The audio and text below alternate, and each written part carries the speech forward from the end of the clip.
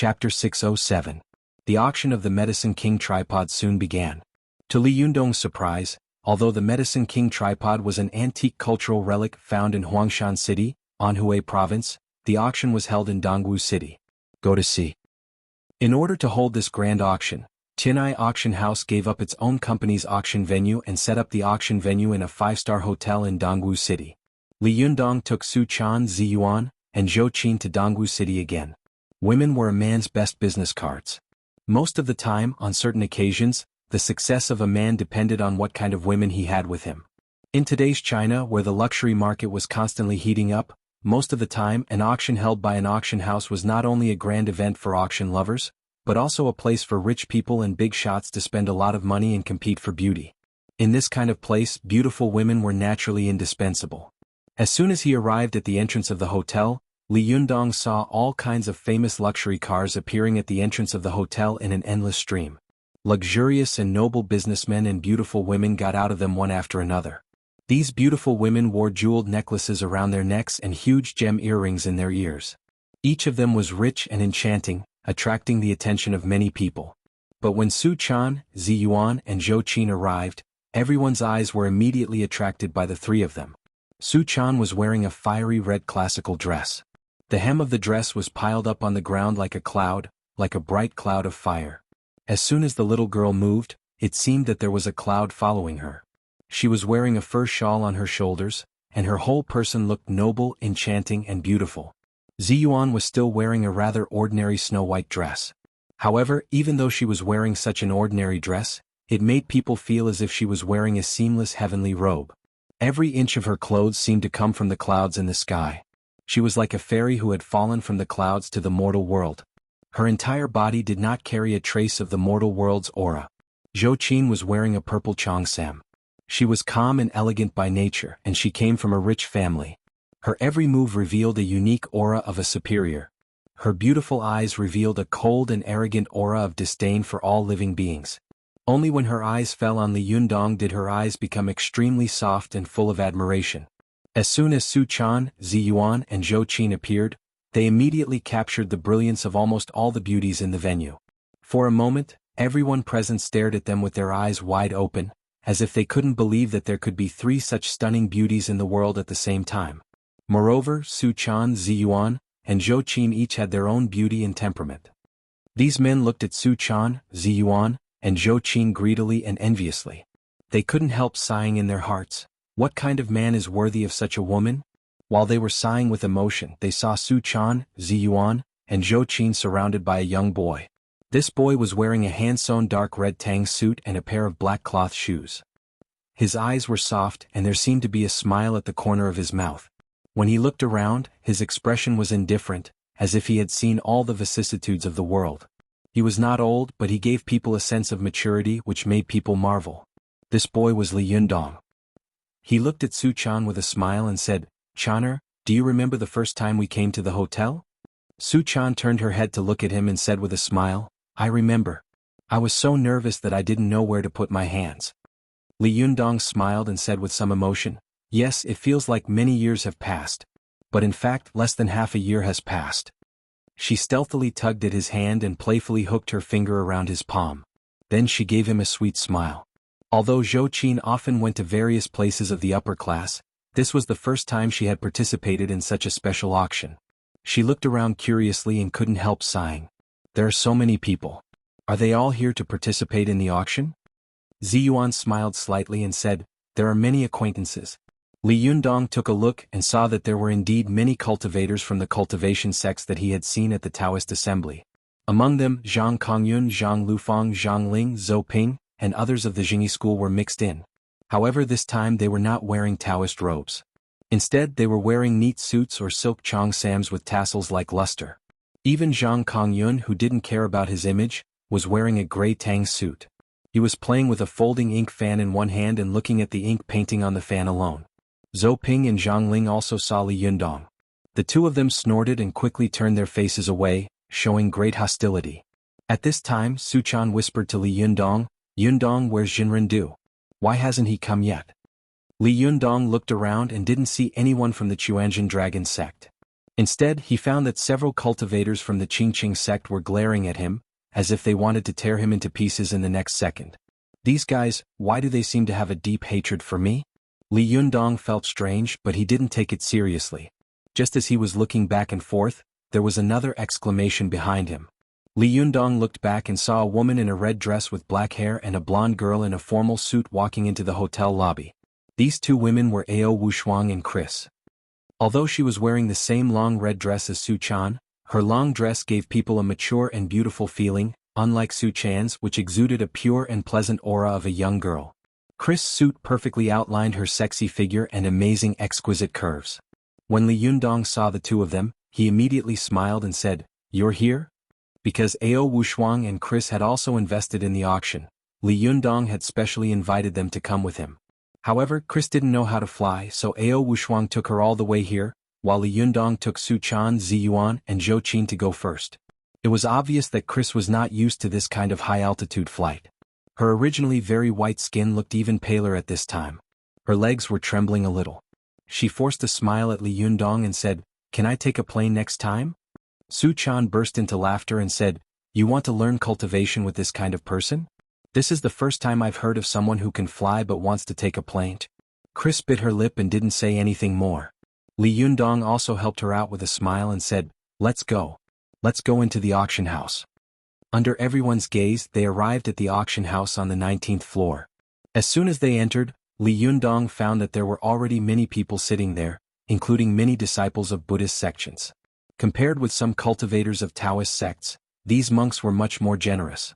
Most of them were wearing yellow monk robes, and their bald heads were particularly eye-catching in the crowd. Zhou Qin took a careful look at the scene. She suddenly whispered to Li Yundong, "Master, people from the Shaolin Temple are also here." Li Yundong asked curiously, "People from the Shaolin Temple are also here? Are they also interested in the Medicine King tripod? It can't be, right?" Zhou Qin shook her head. "I don't know about that. I don't know if they are here for the Medicine King tripod." Chris, who knew a lot about China, asked curiously, "Shaolin Temple? Is the Shaolin Temple also a cultivation sect? Isn't this place for practicing martial arts?" Zhou Qin laughed and said, "It's hard for me to explain this to you, but Master knows. Let him tell you." Li Yundong was also looking around. As he looked, he said, "The Shaolin Temple is the same as Wudong Mountain. It is both a martial arts sect and a cultivation sect. Although in martial arts, one belongs to the external sect and the other belongs to the internal sect. But in the cultivation world, the direction of cultivation of the two is quite similar, and they both belong to the Danwu sect." "Danwu sect?" Chris asked with a confused look on her face. Li Yundong explained with a smile, "Well, it's a cultivation sect that uses alchemy to enter the Tao and martial arts. They don't have much need for and dependence on powerful magical weapons. Their main means of fighting are fighting moves supported by Jinqi of Naiden." When Zhou Qin heard this, she couldn't help but ask curiously, "Master, if you have a powerful magical weapon but don't use it, won't you suffer a big loss in a fight?" Li Yundong shook his head with a smile. "That's not necessarily true. Zhang Sanfeng was a great master of the Danwu sect.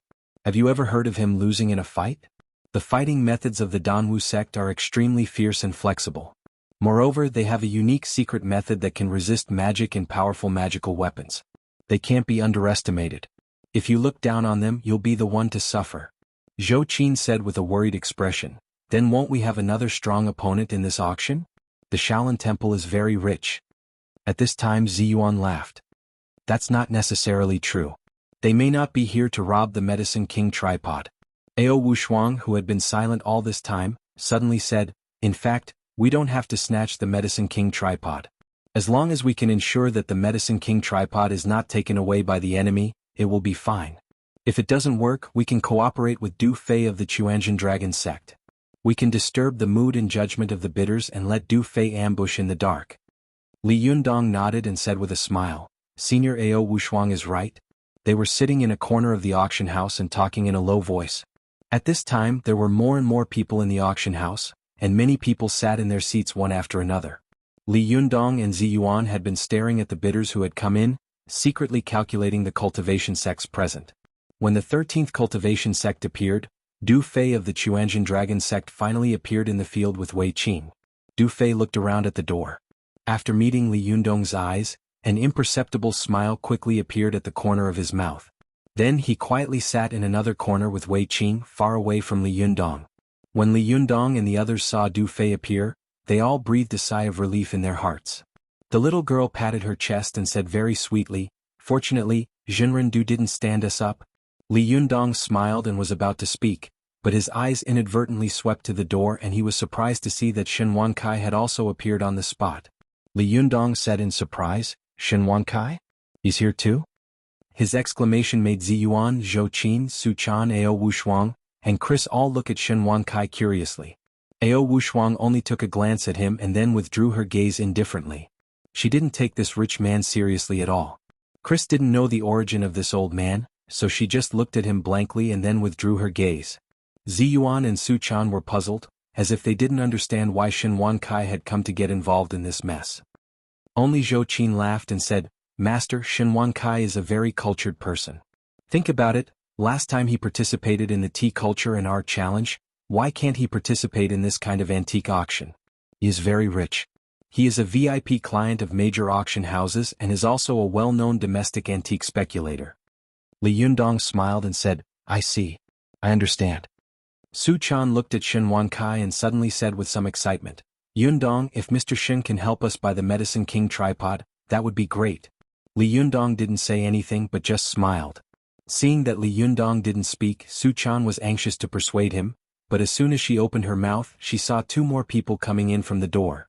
As soon as Ao Wushuang saw these two people, her face immediately darkened. Her whole body seemed to be emitting a bone-chilling aura, and she said in a cold voice, "Why are they here?" Li Yundong looked at the two of them and asked curiously, "Who are they?" Ao Wushuang sneered and said, "Saionji Tsunekatsu and Tuki of Jinyan Tantrism are the two Japanese people I told you about before." Li Yundong suddenly frowned and looked at the two Japanese with flickering eyes. He saw that the two Japanese had sharp eyes and looked down at the crowd with arrogant expressions. There was a firm momentum between their eyebrows that was determined to win. He murmured in a low voice, "They don't come with good intentions." Chapter 608. Although the arrival of Saionji Tsunekatsu did not make the other bidders feel a trace of vigilance, Li Yundong subconsciously had an ominous premonition. Go to the internet. 7 KOM. Book_bar. He seemed to have vaguely predicted something, but these things were only vague and hazy in the depths of his mind. As for what it was exactly, he couldn't quite put his finger on it. These two guys. Are they here for the Medicine King tripod? Li Yundong frowned and said in a deep voice. Ao Wushuang sneered and said, "Is there anything else that attracted them here?" Su Chan asked curiously, "How did they know?" Ziyuan looked at Saionji Tsunekatsu and Tuki warily. She said softly, "Maybe they learned about it from the news. The Medicine King tripod is a famous powerful magical weapon in the cultivation world. It's normal for the Japanese to be jealous and want to take it for themselves." Zhou Qin and Su Chan said angrily at the same time, "Damn it." Zhou Qin said angrily, "Can't these Japanese do something good?" Su Chan also said angrily, "How can the national treasure fall into the hands of the Japanese? Yundong, you must." While the little girl was talking, she suddenly saw a hand reach out from behind her. A surprised voice said, "Hello, Miss Su Chan, I see you again." Su Chan was stunned for a moment. She looked at the hand that was reaching out from beside her and couldn't help looking back. She saw a middle-aged man smiling at her with a face full of surprise. Su Chan felt that this person was very familiar. It seemed that she had seen him somewhere before, but she couldn't remember for a while. At this time, Li Yundong also turned his head and saw that the middle-aged man in front of him was Rong Guofa, who had tried to buy Su Chan with money at the gate of the amusement park. Su Chan didn't take Rong Guofa to heart, but Li Yundong remembered him unforgettably. He was stunned for a moment. At this time Rong Guofa also looked at him. They were stunned at the same time and blurted out, "It's you?" If it had been in the past, Li Yundong might have taken the initiative to go forward and humiliate Rong Guofa, but Li Yundong was no longer the young boy he used to be. He just smiled slightly, nodded to Rong Guofa and said meaningfully, "The world is really small."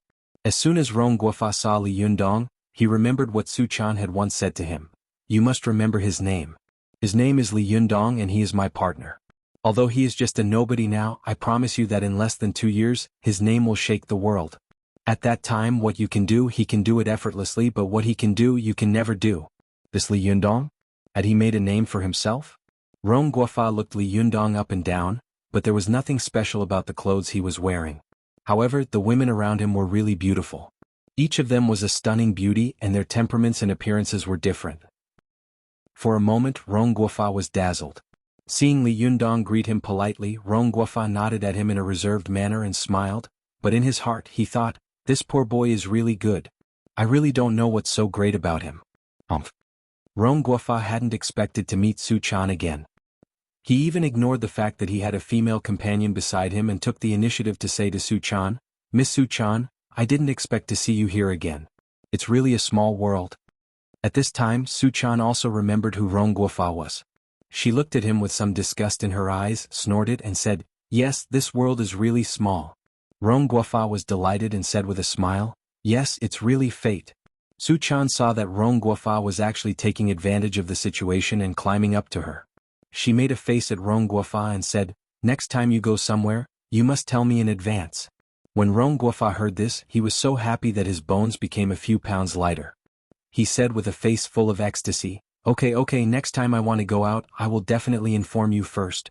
As he spoke, he didn't forget to look at Li Yundong, his eyes full of provocation and pride. Su Chan said seriously, yes, I know where you are going, so I definitely won't go there. In case I run into you. Rong Guofa's smile suddenly froze, and Chris and Zhou Qin couldn't help but burst out laughing. Li Yundong also couldn't help but pat Su Chan on the shoulder and say with a smile, well, stop it. Sit down, the auction is about to start. Rong Guofa's girlfriend next to him couldn't stand it anymore. She secretly pinched Rong Guofa's arm and said in a low voice, do you think I'm dead? Rong Guofa smiled awkwardly at her. He finally sat back in his seat and stopped pestering Su Chan, but his eyes kept rolling back and forth between Li Yundong and Su Chan, as if he was calculating something in his heart. Li Yundong, Su Chan, and the others chatted in low voices.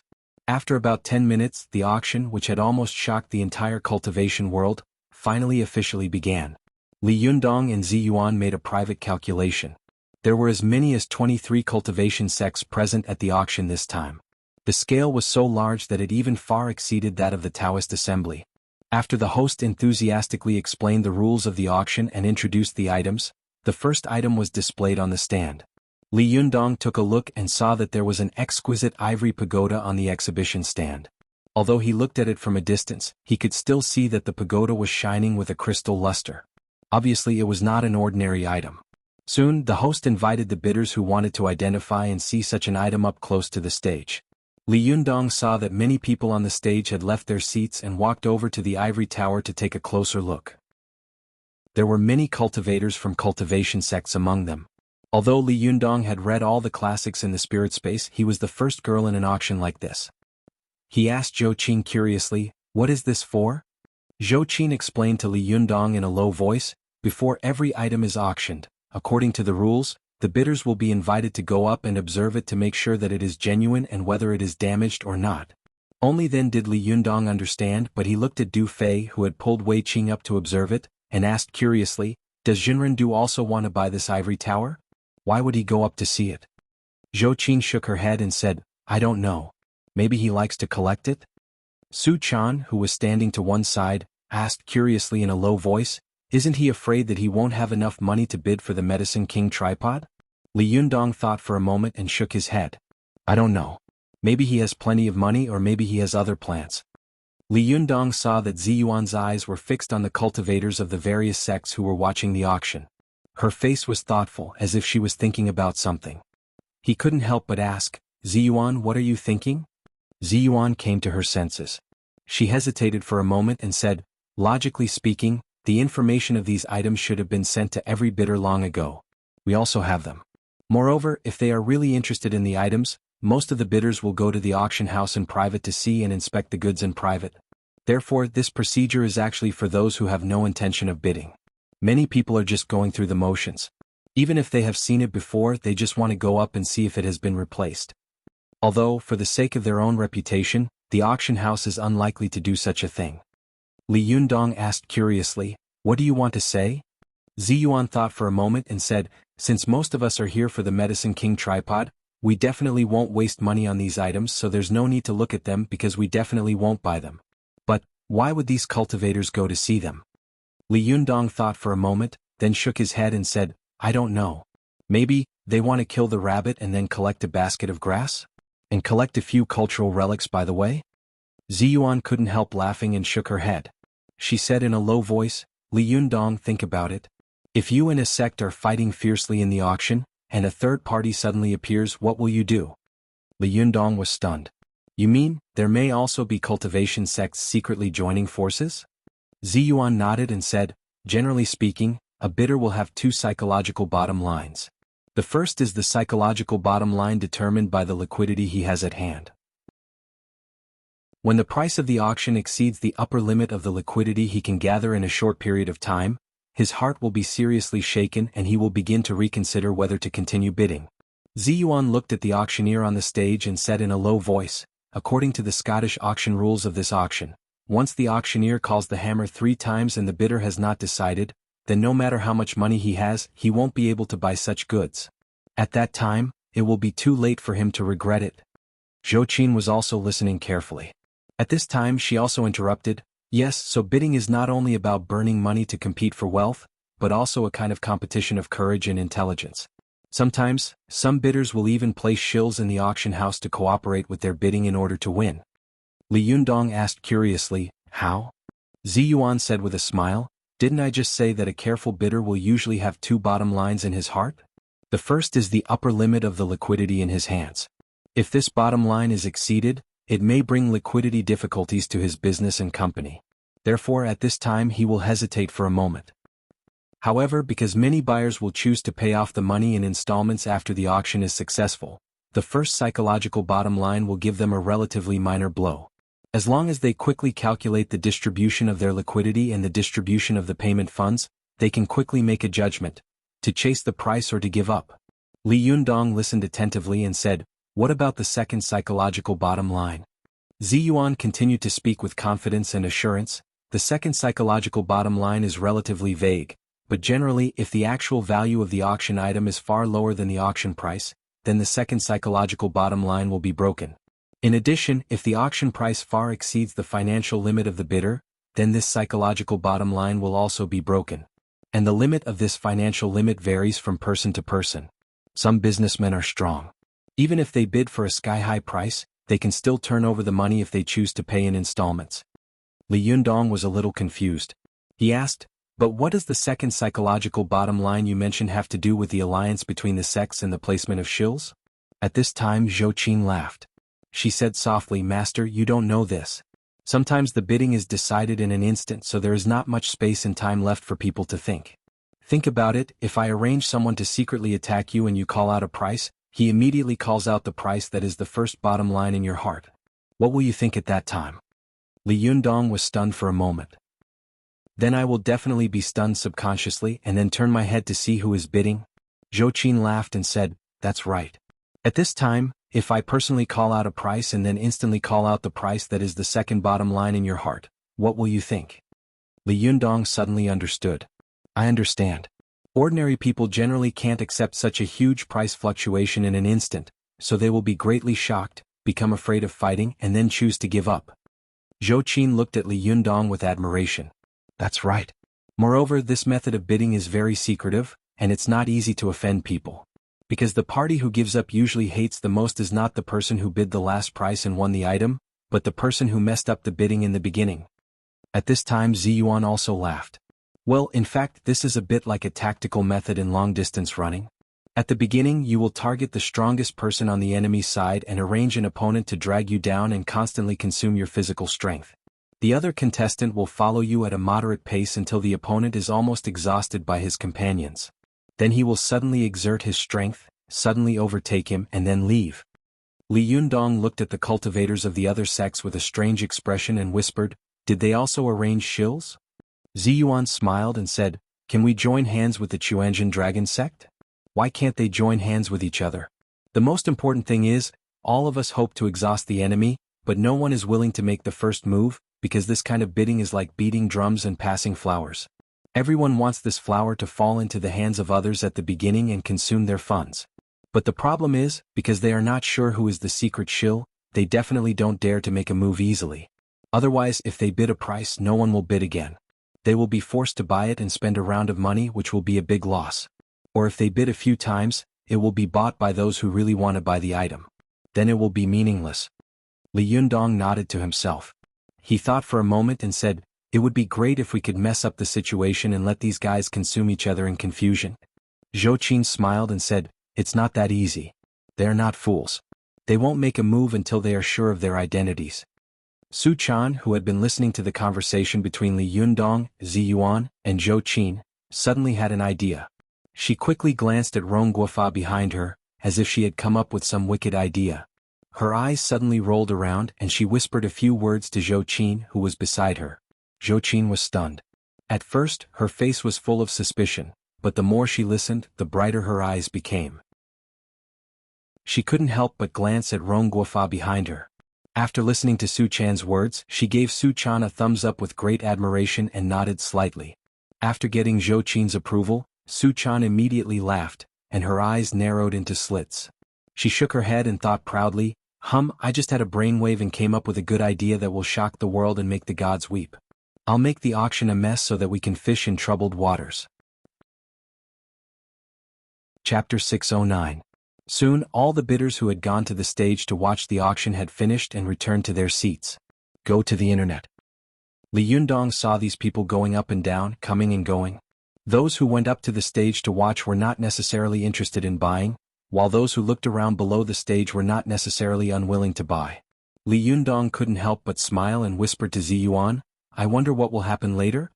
Zi Yuan smiled and said, "We'll know soon." At this time, Su Chan came over and looked at the ivory Arhat tower with envy.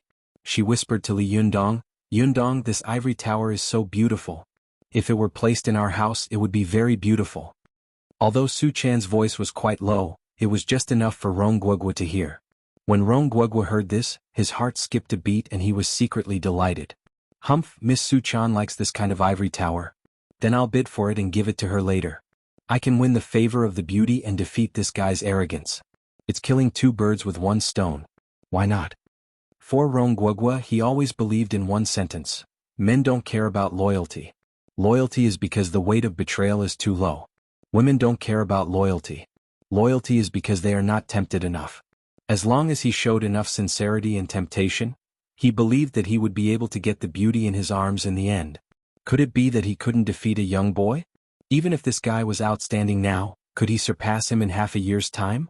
Rong Guogua thought disdainfully in his heart. Li Yundong didn't know what Rong Guogua was thinking. He looked at Su Chan curiously and seemed a little puzzled. According to his understanding of the little girl, she had never been a person who liked luxury. Although she had a fanatical love for food and clothes, she had never shown any interest in these antiques. Li Yundong was about to ask Su Chan, but he saw that she was secretly winking at him. Li Yundong's heart skipped a beat. He knew that the little girl must be up to something, but as for what it was, he couldn't think of it for the time being, so he nodded cooperatively and said with a smile, "You like it? Well, I'll buy it for you later." Ronggua, who was behind him, sneered when he heard this. He crossed his arms and leaned back, looking like a mantis stalking the cicada, unaware of the oriole behind. Li Yundong paid attention to the starting price of the ivory Arhat's mansion guarding pagoda and the minimum price increase each time. He asked curiously, 100,000? It doesn't seem very expensive? Su Chan stuck out her tongue and said exaggeratedly, "Isn't 100,000 expensive? In the past, we couldn't even get 10,000 yuan." Li Yundong laughed. With the help of Zi Yuan, Zhou Qin, Chris and Ao Wushuang, he had raised nearly 50 million yuan. This amount of money was not a lot, but it was not a small amount either. For Li Yundong, it was the first time in his life that he had control of such a large amount of money. This feeling of being a nouveau riche made him feel that the huge amount of money he usually had was just pocket money at this time. Li Yundong pinched the little girl's cheek and said with a smile, "Times have changed." Su Chan held Li Yundong's arm with a smile and smiled sweetly at him. At the same time, she glanced at Ronggua, who was behind her, intentionally or unintentionally. This glance perfectly displayed Su Chan's unique charm of a girl and the unique charm of a fox. It was like an invisible hand grabbing Ronggua's heart, making his heart beat violently in an instant. He couldn't help thinking, why is she looking at me like this? Is she looking down on me? This look was full of provocation to Ronggua, but Su Chan's angry and happy face made people feel that there was a trace of hidden provocation hidden in it. On one hand, Ronggua felt ashamed and angry, but on the other hand, there was a subconscious expectation. Rongwu calmed down and made up his mind. He sneered and thought to himself, I'll let you know what a real rich family is in a moment. Do you think that you can be proud in front of me just because you have some money? After the auctioneer called out the price, someone quickly raised the price, but to Li Yundong's surprise, the first one to raise the price was from the Shaolin Temple. A bald monk in a monk's robe was raising a sign in the auction house, which was really a different kind of scenery. For a moment, everyone on the scene looked at the monk. The monk had a wide mouth and a flat nose. After raising the sign, he looked at his nose and his heart, as if he had turned a deaf ear to the world around him, like an old monk in meditation. Li Yundong asked curiously, No? Why did the Shaolin Temple raise the sign? Do they want to buy this ivory Arhat tower? Ziyuan smiled and said, It should be a cover-up. This starting price is really too low. If no one bids again, it will be a big profit. Li Yundong laughed and said, The auction house won't let anyone buy this thing at such a low price, right? Ziyuan nodded and said, Yes, the auction house will also arrange their own shills to bid. When they feel that the bidding price of such goods is too low, they will bid or raise the price, or when they see that there are no good buyers, they will buy it back themselves to avoid losing money. While the two of them were talking in low voices, they saw another person raise the sign on the other side. It was Du Fei from the Chuanjin Dragon sect. The auctioneer shouted loudly on the stage, 104,000 yuan, is there any higher price than this? 104,000 yuan. Soon, someone raised the price again, but it was the monk from Mount Wutai. Li Yundong was even more surprised. Why are all the previous bidders from cultivation sects? No way. What are they doing? It doesn't seem right. Ziyuan was also confused and said in confusion, I don't know. Logically speaking, it shouldn't be. Could it be that they are trying to consume each other? Li Yundong said curiously, aren't they afraid that they will buy this thing in the end and be consumed?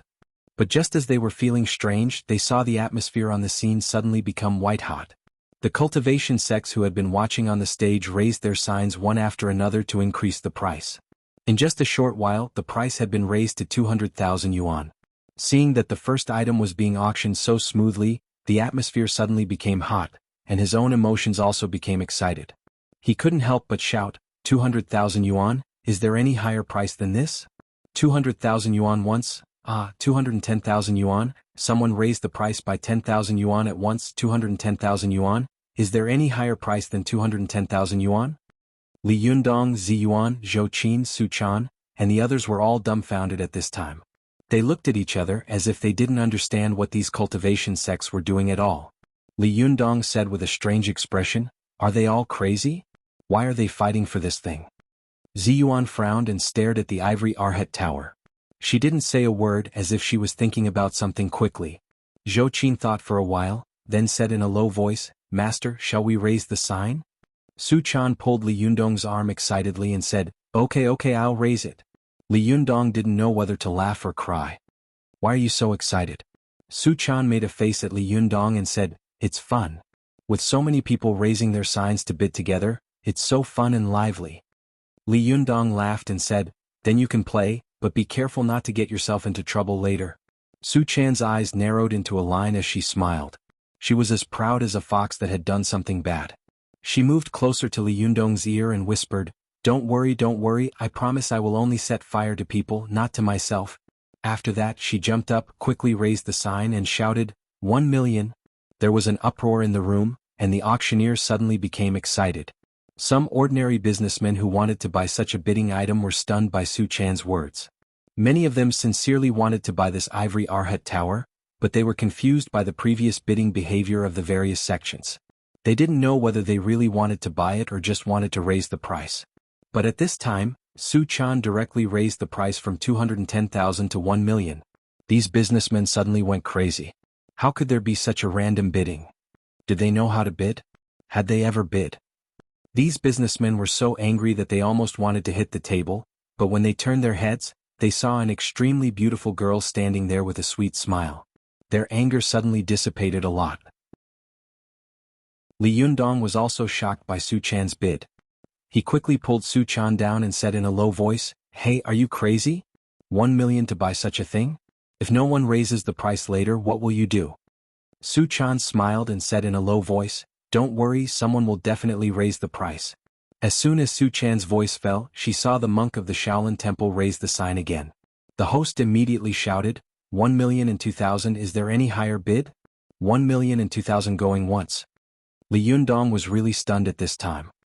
He turned to look at Su Chan and asked curiously, how do you know that these big monks will raise the sign and bid? Su Chan also said with a blank face, I don't know. Before Su Chan could finish her words, a new round of bidding immediately set off in the room. To Li Yundong's great surprise, it was still the cultivation sects who raised the price. What are these guys doing? Li Yundong was dumbfounded as if he couldn't believe his eyes. Why aren't any serious businessmen raising the price? Instead, it's a group of drunkards who are randomly raising the price? At this time, Ziyuan's expression changed. She said with a stern expression, Li Yundong, you are proficient in all Buddhist magical items. Why don't you use your Jinchi to test this ivory Arhat tower in private and see if there is any reaction? Li Yundong was stunned for a moment. Soon, he controlled his Jinchi to extend along the ground like invisible tentacles toward the ivory Arhat tower. The Jinchi was invisible and traceless. When Li Yundong controlled his Jinchi to approach the ivory Arhat tower, in an instant, the ivory Arhat tower emitted a dazzling golden light. Many people on the scene suddenly cried out in alarm and stood up in horror. Li Yundong also suddenly widened his eyes and looked at Ziyuan in disbelief. He asked in surprise, what's going on? Ziyuan's face was as dark as water. She said in a deep voice, if I'm not mistaken, this is a powerful magical weapon of Buddhism, the Arhat demon-subduing tower. What? Zhou Qin, Su Chan and Ao Wushuang were all shocked. Arhat demon-subduing tower? How is this possible?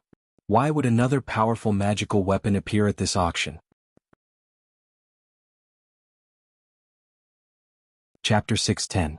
For a moment, Zhou Qin and the others couldn't understand why there would be other powerful magical weapons in this auction, which was supposed to be a competition for the Medicine King tripod. The appearance of the Arhat demon-subduing pagoda was like the appearance of a Qing Yaojin. It immediately disrupted the situation on the field. Everyone began to talk about it, and for a moment the field was like a boiling pot. Go to the internet. There was a sneer at the corner of Ziyuan's mouth. She kept looking around as if she was looking for something. She sneered in a low voice and said, because someone wants to mess up the situation more than us. Zhou Qin was also an extremely smart person. She quickly reacted, widened her eyes and said, could it be that someone wants to deliberately consume the opponent, so they put a real powerful magical weapon up? Ziyuan nodded slightly. She turned her face and said to Zhou Qin with a faint smile, there is only one Medicine King tripod. That is to say, only one sect or at most two sects united together can obtain this supreme Taoist magic weapon for alchemy. It can be said that there are too many monks and too little porridge. But think about it, those who are weaker and can't get the Medicine King tripod. If they realize that they can't get the Medicine King tripod, it seems not bad to turn around and grab another powerful magical weapon, right? At least they didn't go back empty-handed. At this time, Ao Wushuang also sneered again and again. Good means good strategy. This can not only shake the determination of many weaker cultivation sects, but also consume their funds. Hey, I just don't know who used this method. It's almost as good as Wang Jinyuan's 2 peaches and 3 soldiers. Li Yundong laughed and said, it's just that killing 10,000 enemies and losing 3,000 soldiers. Aren't they afraid of losing their wives and soldiers? Chris, who had been silent all this time, turned her head to look at Li Yundong, and then at Su Chan and the others. She didn't understand the situation on the field, but it was the first time she had seen such a hot atmosphere at the beginning of an auction. Not only Chris, but Saionji Tsunekatsu and Tuki of Jinyan Tantrism were also staring at each other with their mouths agape.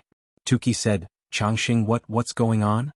Saionji Tsunekatsu sneered and said, the Chinese are crazy. These Chinese people only knew how to fight among themselves. They only knew how to cause internal strife. Humph, to actually use this kind of method. Ignore them. We only want the Medicine King tripod. These are just distractions. They are useful for those who are not determined. Tuki said anxiously, Changxing Jun, this is the Arhat demon-subduing pagoda.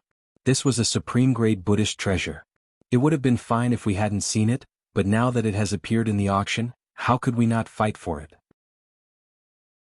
Saionji Tsunekatsu's face was gloomy and his eyes were fixed on the Arhat demon-subduing tower, which was shining with golden light on the auction platform.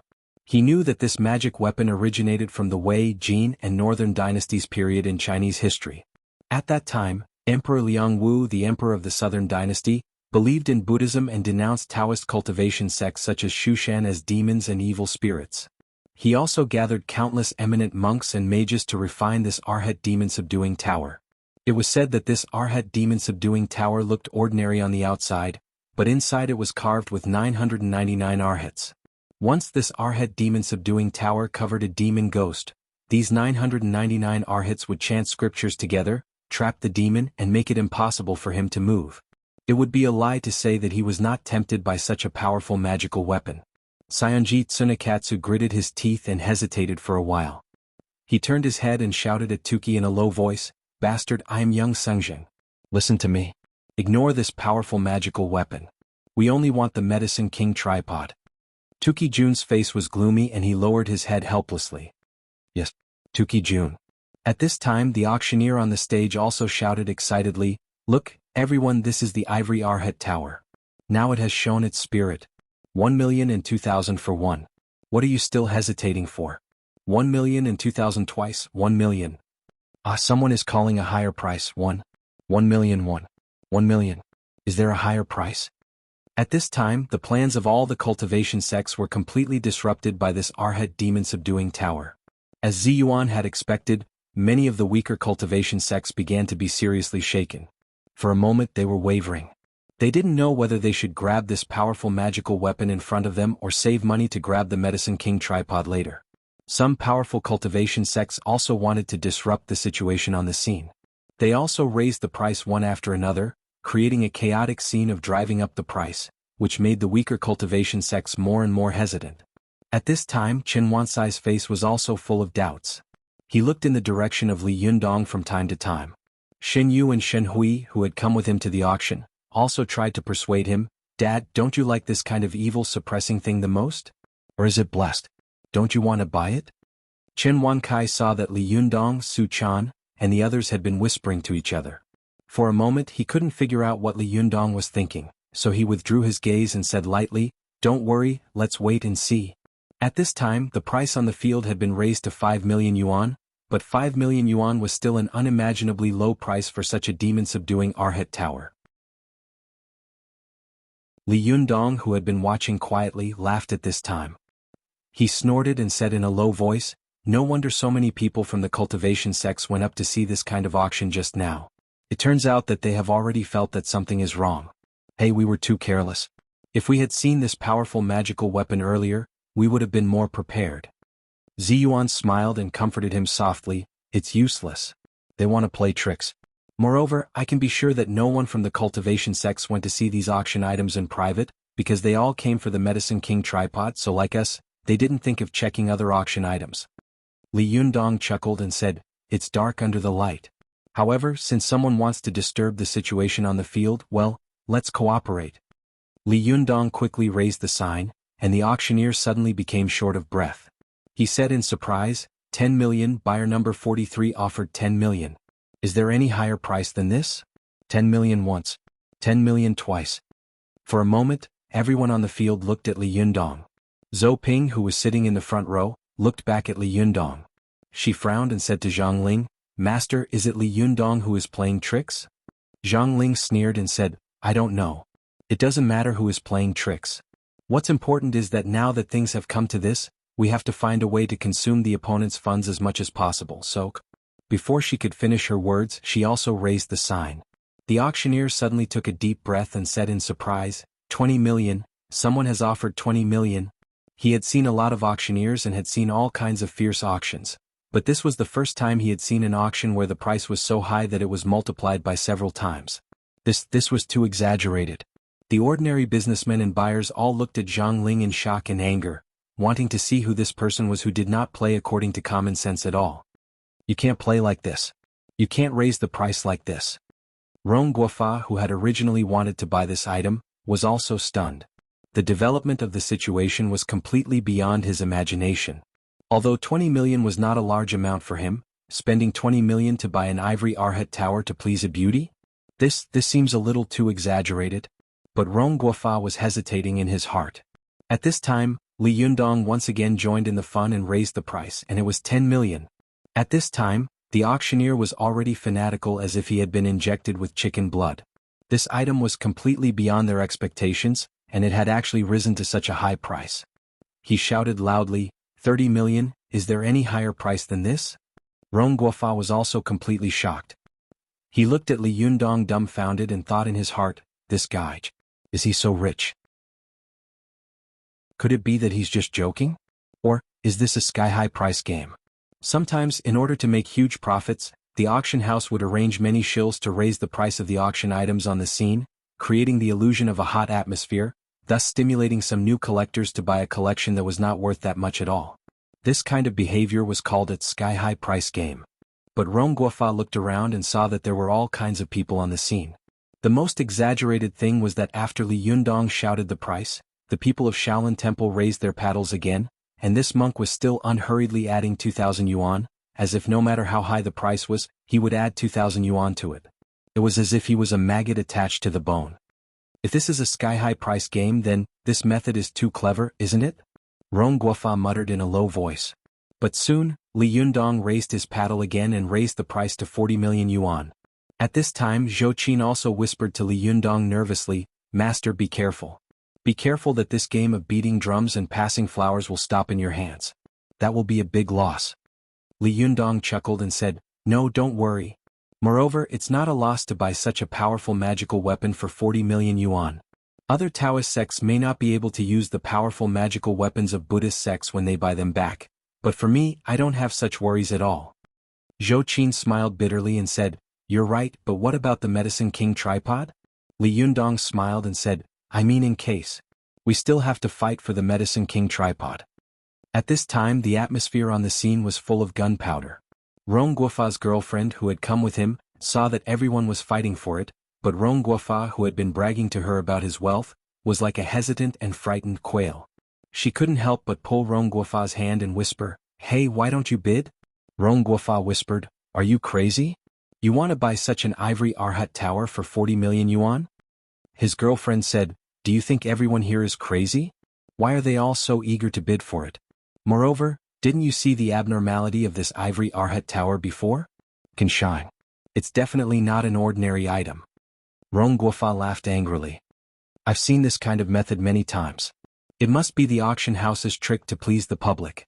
As soon as he finished speaking, Su Chan, who was in front of him, giggled and turned her head. She looked at him contemptuously and snorted.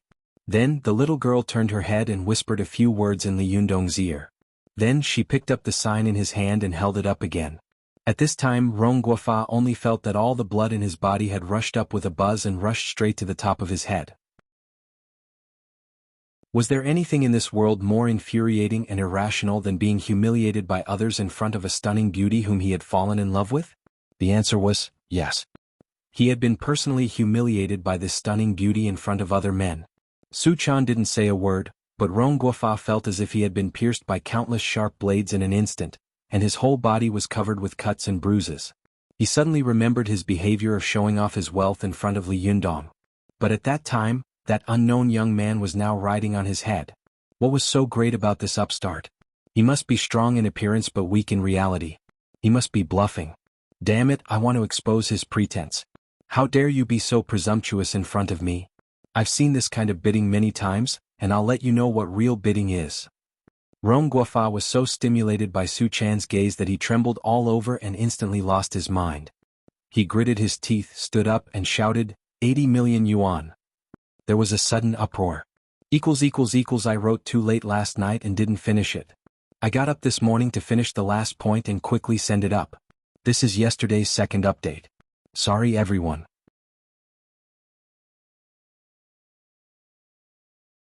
Chapter 6:11. The auctioneer was dumbfounded. It was as if he couldn't believe his ears. An item that had a base price of 100,000 had actually been raised to 80 million. Was there something wrong with his ears or was this world too crazy? The cultivators of the other sects were also shocked. They looked at Rong Guo with their mouths agape. This was the first time they had seen someone raise the price from 40 million to 80 million. This was simply too exaggerated. Rong Guo's girlfriend was also frightened by his behavior. She stared at him blankly and couldn't speak for a while. She just gently pulled his sleeve. Watch net. After Rong Guo stood up and shouted, he immediately regretted it. As the saying goes, impulsiveness is the devil. Sometimes when people's emotions come, they really can't stop it. At this time, Zhang Ling of the Jingyi school turned her face and looked at Rongguo coldly. She sneered at Zhou Ping in a low voice and said, "Hey, just now I saw him looking at Li Yundong and the others. Now it seems, it's very likely that he's Li Yundong's shill." Zhou Ping also sneered and said, "You want to raise the price to exhaust us? Then you should also lift it slowly. Why are you lifting it so many times?" Zhang Ling chuckled. 80 million. That's not a small number. Now all the cultivation sects had to make a choice. Should they choose to let someone take away this Arhat demon-subduing tower?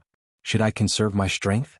Or should I continue to follow up and eat the demon-subduing Arhat tower myself so that I won't return empty-handed in the future? Zhou Ping also whispered, "The most important thing is that Li Yundong is a Taoist cultivator who can use Buddhist powerful magical weapons. If this powerful magical weapon falls into his hands, it will definitely be like adding wings to a tiger. It would be great if we can ensure that he doesn't get his hands on this magic treasure." Zhang Ling glanced at Rong Guofeng unkindly. Especially when she saw the hidden complacent smiles between Su Chan and Zhou Qin, she became more and more certain in her heart. She said, It's hard to say. However, it's better if we can spend some of their money." At this moment, she turned her head and looked in a certain direction. She nodded lightly at a plain-looking middle-aged man. The middle-aged man immediately raised the paddle in his hand. The auctioneer immediately shouted, "Someone has offered a higher price. 80,002,000. Is there a higher price than this?" However, Rongguo didn't raise the price again. He seemed to have used up all his strength and slowly sat down in his seat, as if he had just been in a sauna. 80 million, he had almost lost it. 80 million, as was almost. Rong Guofeng's heart was pounding and he couldn't help being afraid.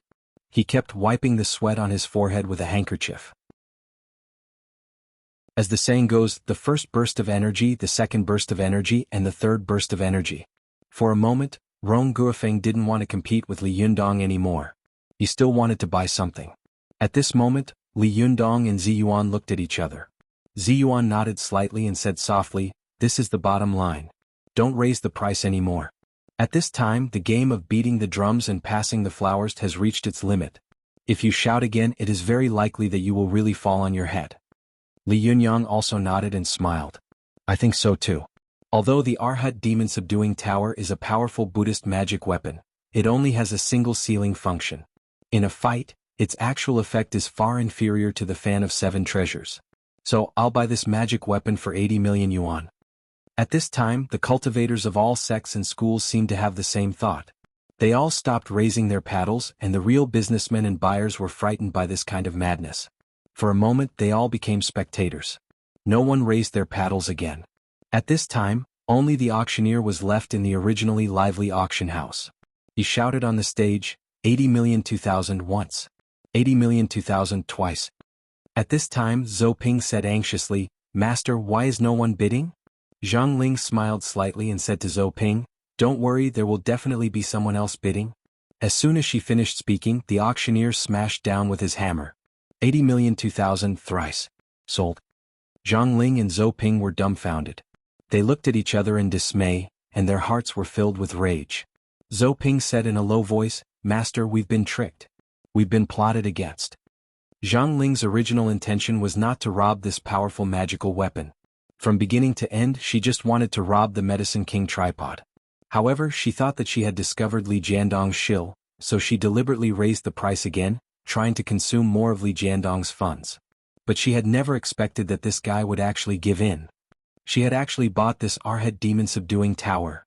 Although this powerful magical weapon was powerful, she couldn't use it after buying it. Bastard, 80 million. Zhang Kongyun, who had been watching coldly from the side, sighed and whispered to his disciple, Zhang Lufang with a smile, "This is great. She's playing with fire." Zhang Liufang's face was full of worry. "Master, do we have enough money to buy the Medicine King tripod?" Zhang Ling heard their words clearly, and her face turned blue and red. She shouted angrily at Zhang Lufang in a low voice, "Does our Jingyi school lack this little money?" Zhang Lufang was so scared that she stuck out her tongue and lowered her head, not daring to speak. Zhang Kongyun said unhappily, "Eldest Shiji, why are you shouting at the younger generation? If you have the ability, go and shout at the one who raised the price." Zhang Ling was so angry that her whole body was trembling. She angrily turned her head and glared at Rong Guofeng, as if she wanted to remember his appearance in her heart. She gritted her teeth and sneered in her heart, "Humph, well done. I'll remember this." Li Yundong saw the expressions of Zhang Ling and the others. He couldn't help laughing and said, "Very well, the Jingyi school has been exhausted in advance. Now they've suffered a loss." Ziyuan smiled and said, "We can't be careless. The Jingyi school is rich." Li Yundong suddenly thought of something. He looked around curiously and said in a low voice, "By the way, why didn't I see anyone from the Gizao sect of external alchemy? Logically speaking, the richest sect should be the Gizao sect. Why didn't Wang Jinyun come? Doesn't he want his powerful magical weapon anymore?" Zhou Qin sneered and said, "Master, he could only grab one Duan Jindan and escape. Didn't he think that he would leave this Medicine King tripod behind and cause our sects to kill each other and become enemies?" Li Yundong furrowed his brows. "Well, it's not impossible. But..." Li Yundong was about to continue when he saw Su Chan tugging at his arm with all her might. She was smiling at him as if she was waiting for a reward. Li Yundong asked curiously, "What's wrong? What are you laughing at?" Su Chan laughed so hard that her nose and eyes were gone. She leaned over to Li Yundong's ear and whispered a few words. Li Yundong couldn't help laughing and quickly glanced at Rong Guofeng behind him.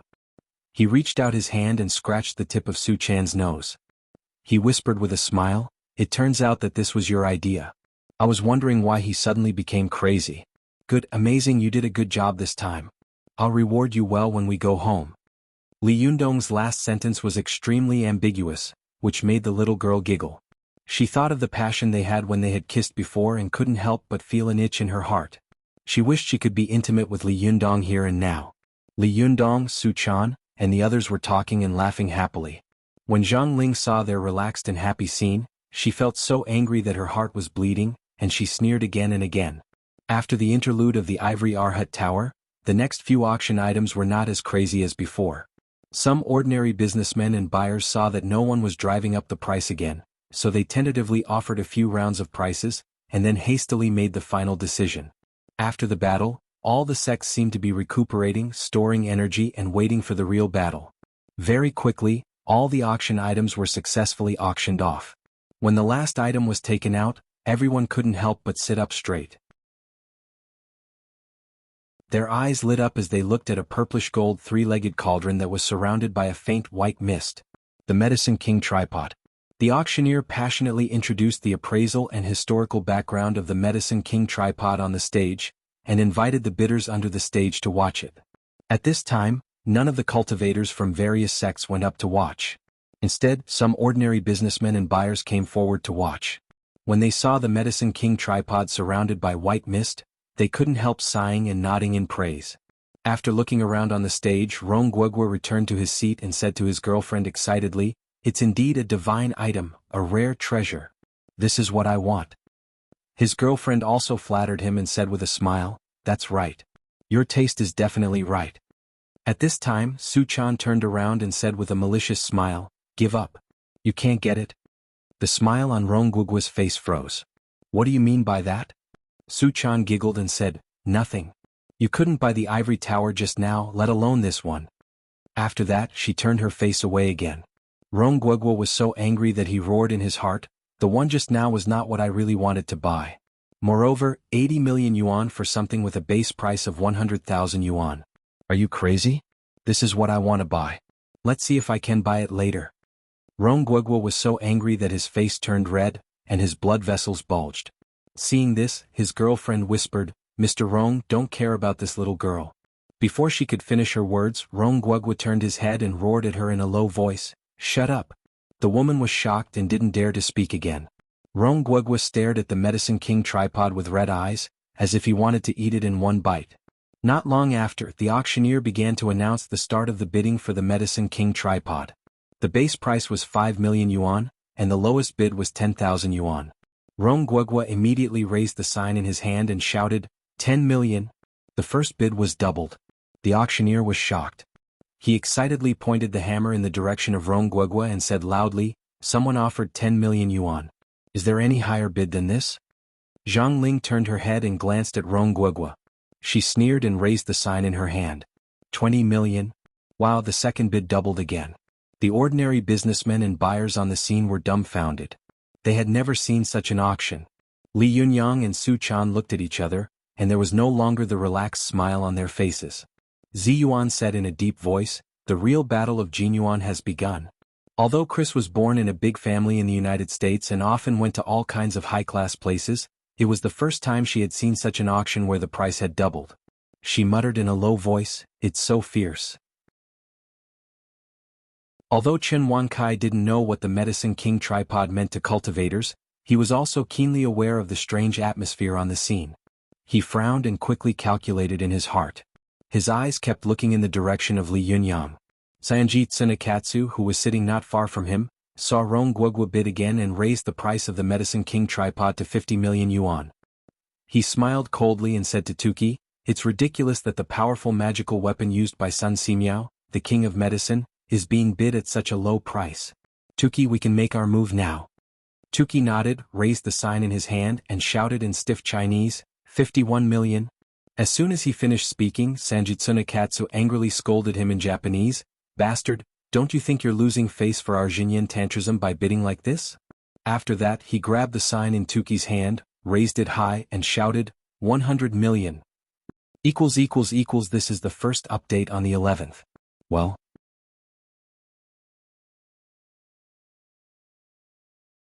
Chapter 612. Sanjit Tsunekatsu's bid almost made Rongguo fall down. He looked at Sanjit Tsunekatsu dumbfounded and said, "What is this Japanese doing? Is he crazy? Is there such a bid? No matter how valuable this thing is, it's not worth 100 million.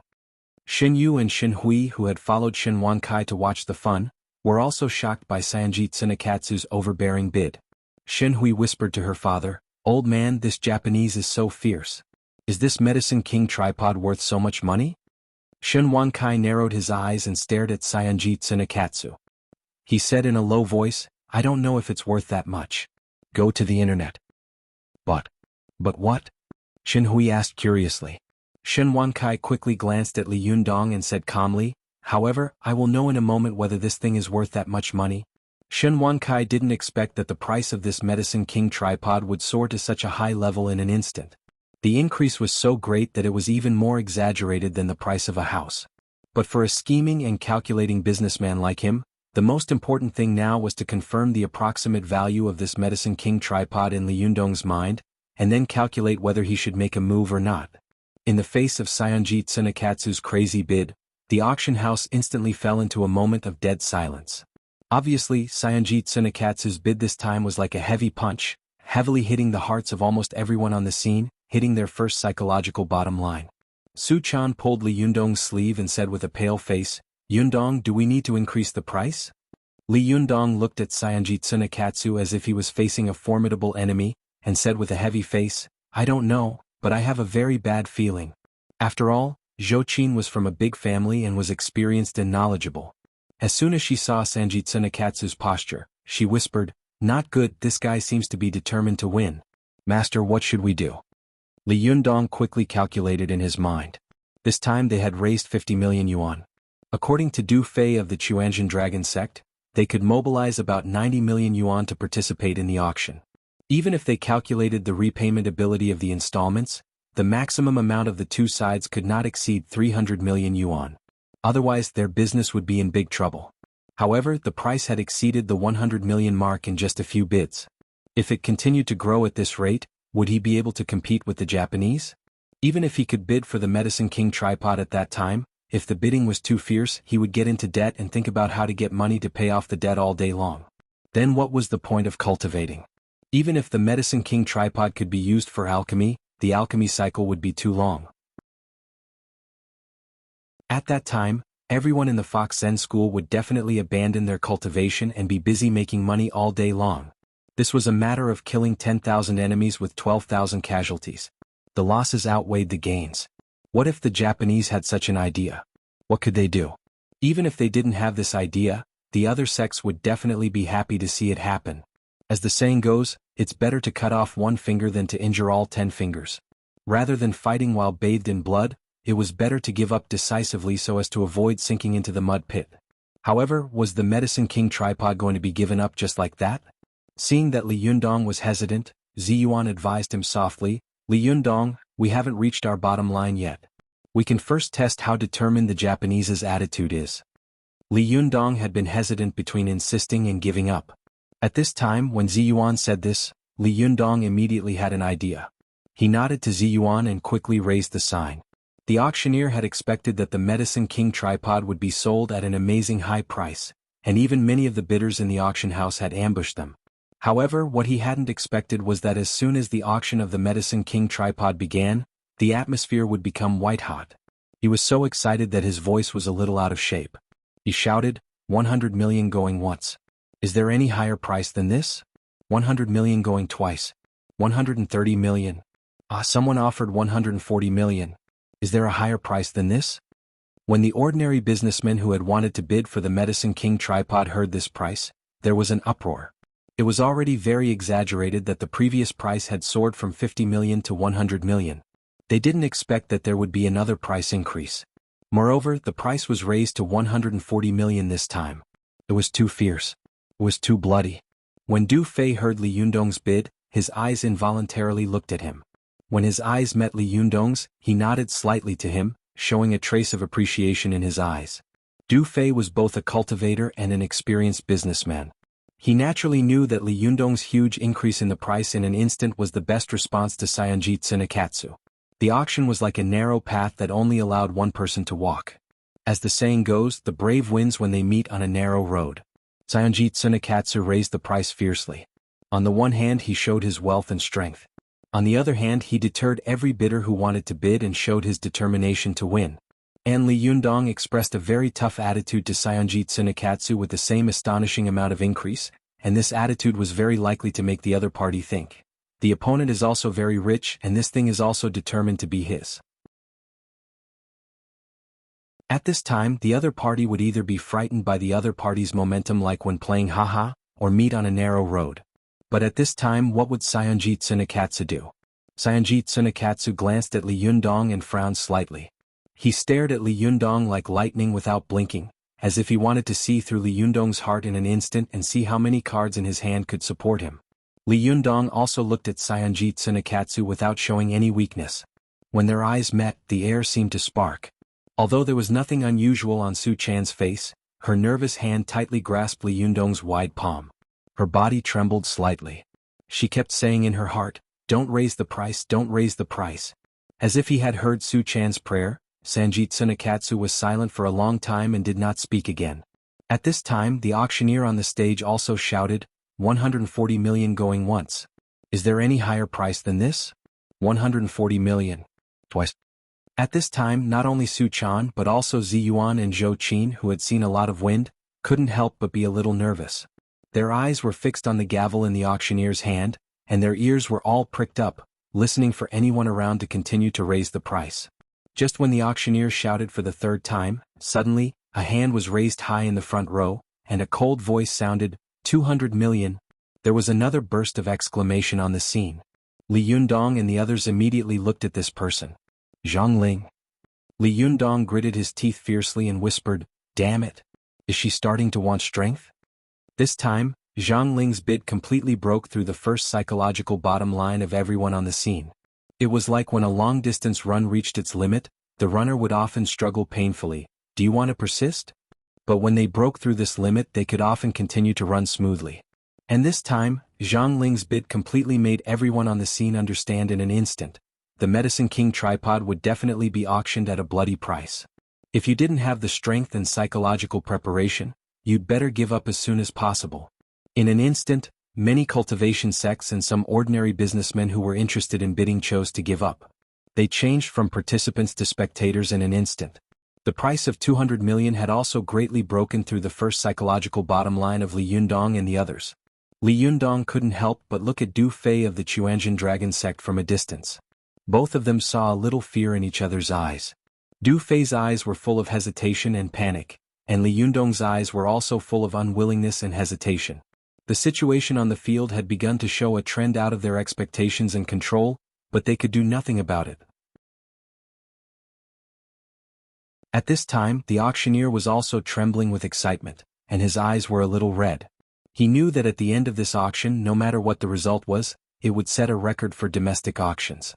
Although there were few cases of works of art being auctioned in domestic auctions, people in the auction industry had boldly predicted that the era of art auctions that were often auctioned would soon come. But the auctioneer didn't expect that it would be so fast and that it would be born in his own hands. At this time, the villagers of Mount Huangshan who were watching the auction backstage had already fainted with excitement. He didn't expect that this thing he had seen casually could be auctioned at such a terrifying price. The auctioneer shouted in a hoarse voice, 200 million, is there any higher price than this? 200 million going once. At this time, very few people on the field were bidding, and Sayonji Tsunekatsu and others were also hesitating.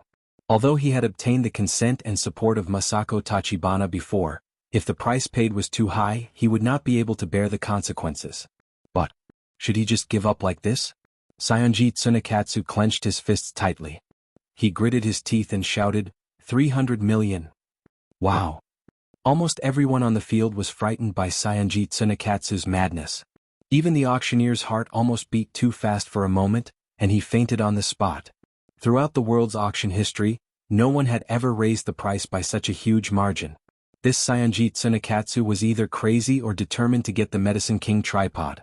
At this time, Li Yundong and Zhang Ling were frightened by the madness of Sayonji Tsunekatsu. Although Jingyi school was the largest sect in the cultivation world, it almost didn't have its own large enterprises. A large part of their money depended on incense donations. It could also be said that this was consuming the savings and resources of Jingyi school. If they fought too fiercely this time, it would hurt their muscles and bones. Cultivation was the most expensive thing in this world. Dharma, money, companions, and earthly treasures. How could one cultivate without money? What's more, how could they support such a large sect? Zhang Ling looked at Sayonji Tsunekatsu in shock. She knew that if they really competed with Xinyan Tantrism in terms of money, Jingyi school would definitely not win. The only one in the Chinese cultivation world that could compete with them was probably the Gizao sect of external alchemy. After all, the accumulation of Xinyan Tantrism for thousands of years was too deep, especially in Japan, where the control of the cultivation world was relatively loose. It could even be said that the Japanese cultivation world had penetrated deeply into this country.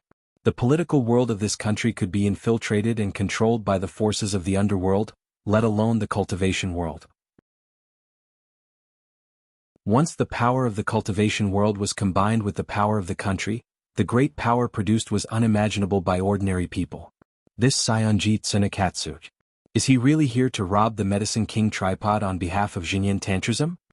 Zhang Ling stared at Sayonji Tsunekatsu and thought quickly, isn't he afraid that the cultivation world of China and Japan will become enemies? Or is he just scaring me?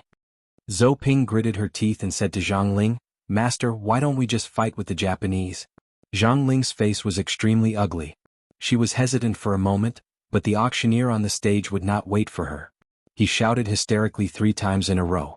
When the hammer was about to fall, Zhang Kongyun suddenly raised the sign in his hand and shouted, 350 million. Wow. Everyone was horrified. At this time, most of the people on the scene had already given up. They just looked at the scene curiously. What kind of terrible price can this Medicine King tripod sell for? When Zhang Ling heard Zhang Kongyun's bid, she suddenly turned her head, stared at him and whispered, Sure this is all the money we can use. Zhang Kongyun laughed and said lightly, I know. Anyway, there are only so many trump cards. It's better to push them all out at once. Zhang Ling turned her head and glared at Rongguo with a face full of unwillingness. She thought bitterly in her heart, if it weren't for this bastard spending 80 million in advance. Humph. Many times bidding is like riding a tiger. The later it is, the more dangerous it is. Moreover, the later it is, the more difficult it is to ride a tiger. No one is willing to admit defeat easily. Often, bidders are gambling and fighting for a bit of face. As the saying goes, people fight for a breath and Buddha fights for a stick of incense. But no matter what, in the face of the astonishing high price of 350 million, Sayonji Tsunekatsu could not calm down at this time. The body of Rigoino Tsunekatsu was trembling slightly, and Tuki, who was beside him, was pale and kept swallowing. Tuki whispered to Sayonji Tsunekatsu, Lord Changxing, you can't increase it anymore. If you increase it again, Masako Tachibana will be angry. Sayonji Tsunekatsu gritted his teeth and said in a low voice, if you can't complete her task, it will not be as simple as being angry. Sayonji Tsunekatsu made up his mind and shouted resolutely, 400 million. The entire arena nearly exploded. Sayonji Tsunekatsu called a price 3 times in total. The first time was 100 million, the second time was 300 million, and the third time was 400 million. Such an amazing increase in price was unprecedented and frightening. Zhang Ling was instantly overwhelmed by the absolute momentum of Saionjitsu Nikatsu. It was as if a sword had pierced through her heart. Her face was pale, and for a moment she was stunned and speechless. Zhang Kongyun couldn't help shaking his head and sighing, his face full of helplessness and regret.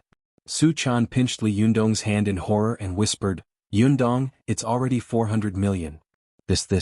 What should we do?" Li Yundong sighed and said painfully, "Don't think about it. Things have completely exceeded our expectations. This is not a price we can afford.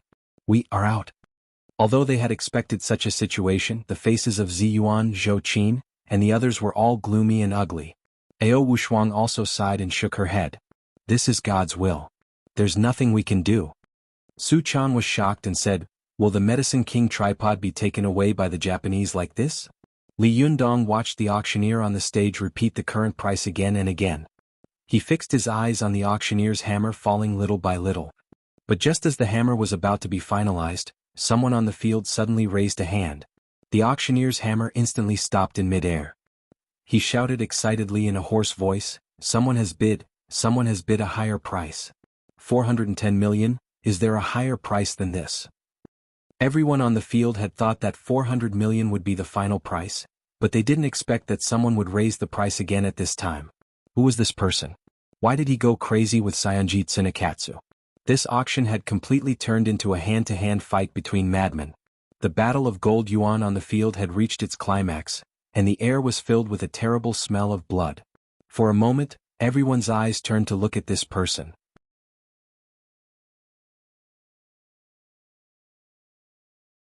Chapter 613.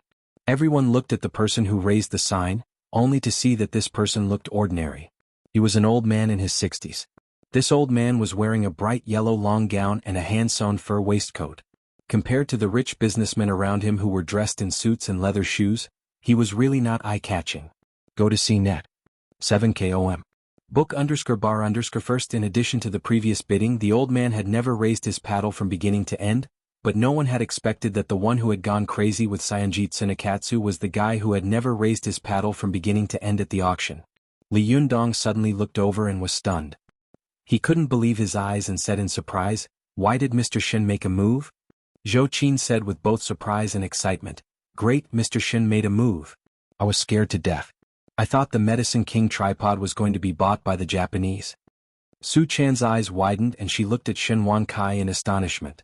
She asked Li Yundong in a low voice, "Yundong, is Mr. Shin so rich?" 400 million yuan. Not 40,000 yuan. Before Li Yundong could speak, Zhou Qin laughed and said, "Su Chan, don't underestimate Shin Wankai. He is a real rich man, but he is relatively low-key, so he is not famous. You see, when he met the mayor at the opening ceremony of Desanxian, he didn't even bother to get close to him. He just greeted the secretary of the provincial party committee. Just from this style you can see how powerful he is." Su Chan stuck out her tongue and said, "So powerful? I underestimated him. I thought he was just an ordinary rich man." Zhou Qin laughed and said, "There are many rich people in China now, and there are as many hidden rich families as there are hairs on an ox. Shin Wankai is one of them. My father used to comment on him to me. He said that he was a decisive and astute person who never fought an unprepared battle. As long as he made a move, he must be fully prepared." She stared at Shin Wankai for a while and then looked at him. Her deep and dark eyes seemed to see through people's hearts and the world in an instant. She vaguely touched something. A smile appeared at the corner of her mouth, but she didn't say anything. At this time, all his attention was focused on Shin Wankai and Saionjitsu Nikatsu. Although he had become a spectator like most of the people here, watching the Medicine King tripod fall into Shin Wankai's hands was much better than watching Sun Simiao's Taoist supreme magical weapon fall into the hands of the Japanese. Saionjitsu Nikatsu did not expect that after he finally defeated Zhang Ling, a bad old man would appear out of nowhere. This was like a blood-soaked warrior who had broken through the encirclement and thought that he had become the final winner. Suddenly, a new force appeared, giving Saionjitsu Nikatsu a great psychological blow and a blow to his morale. Saionjitsu Nikatsu stared at Shin Wankai fiercely, as if he wanted to swallow the old man who had come out of nowhere. Tuki said in a trembling voice, Tsunekatsu, what should we do? Give up.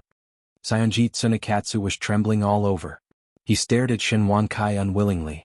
His sharp eyes were like a sharp blade, as if he wanted to split Shin Wankai apart so that he could see through his true inner thoughts. Shin Wankai was indeed a person who was used to seeing great storms. He didn't even look at Saionji Tsunekatsu. He looked straight ahead with a faint smile on his face, as if he was looking down on everyone. Shin Yu and Shin Hui, who were beside him, were also shocked by Shin Wansai's sudden action. After a long time, Shin Hui said, "Old man, are you okay? 400 million. 400 million to buy such a thing?" Shin Yu was also shocked. "Dad, are you crazy?"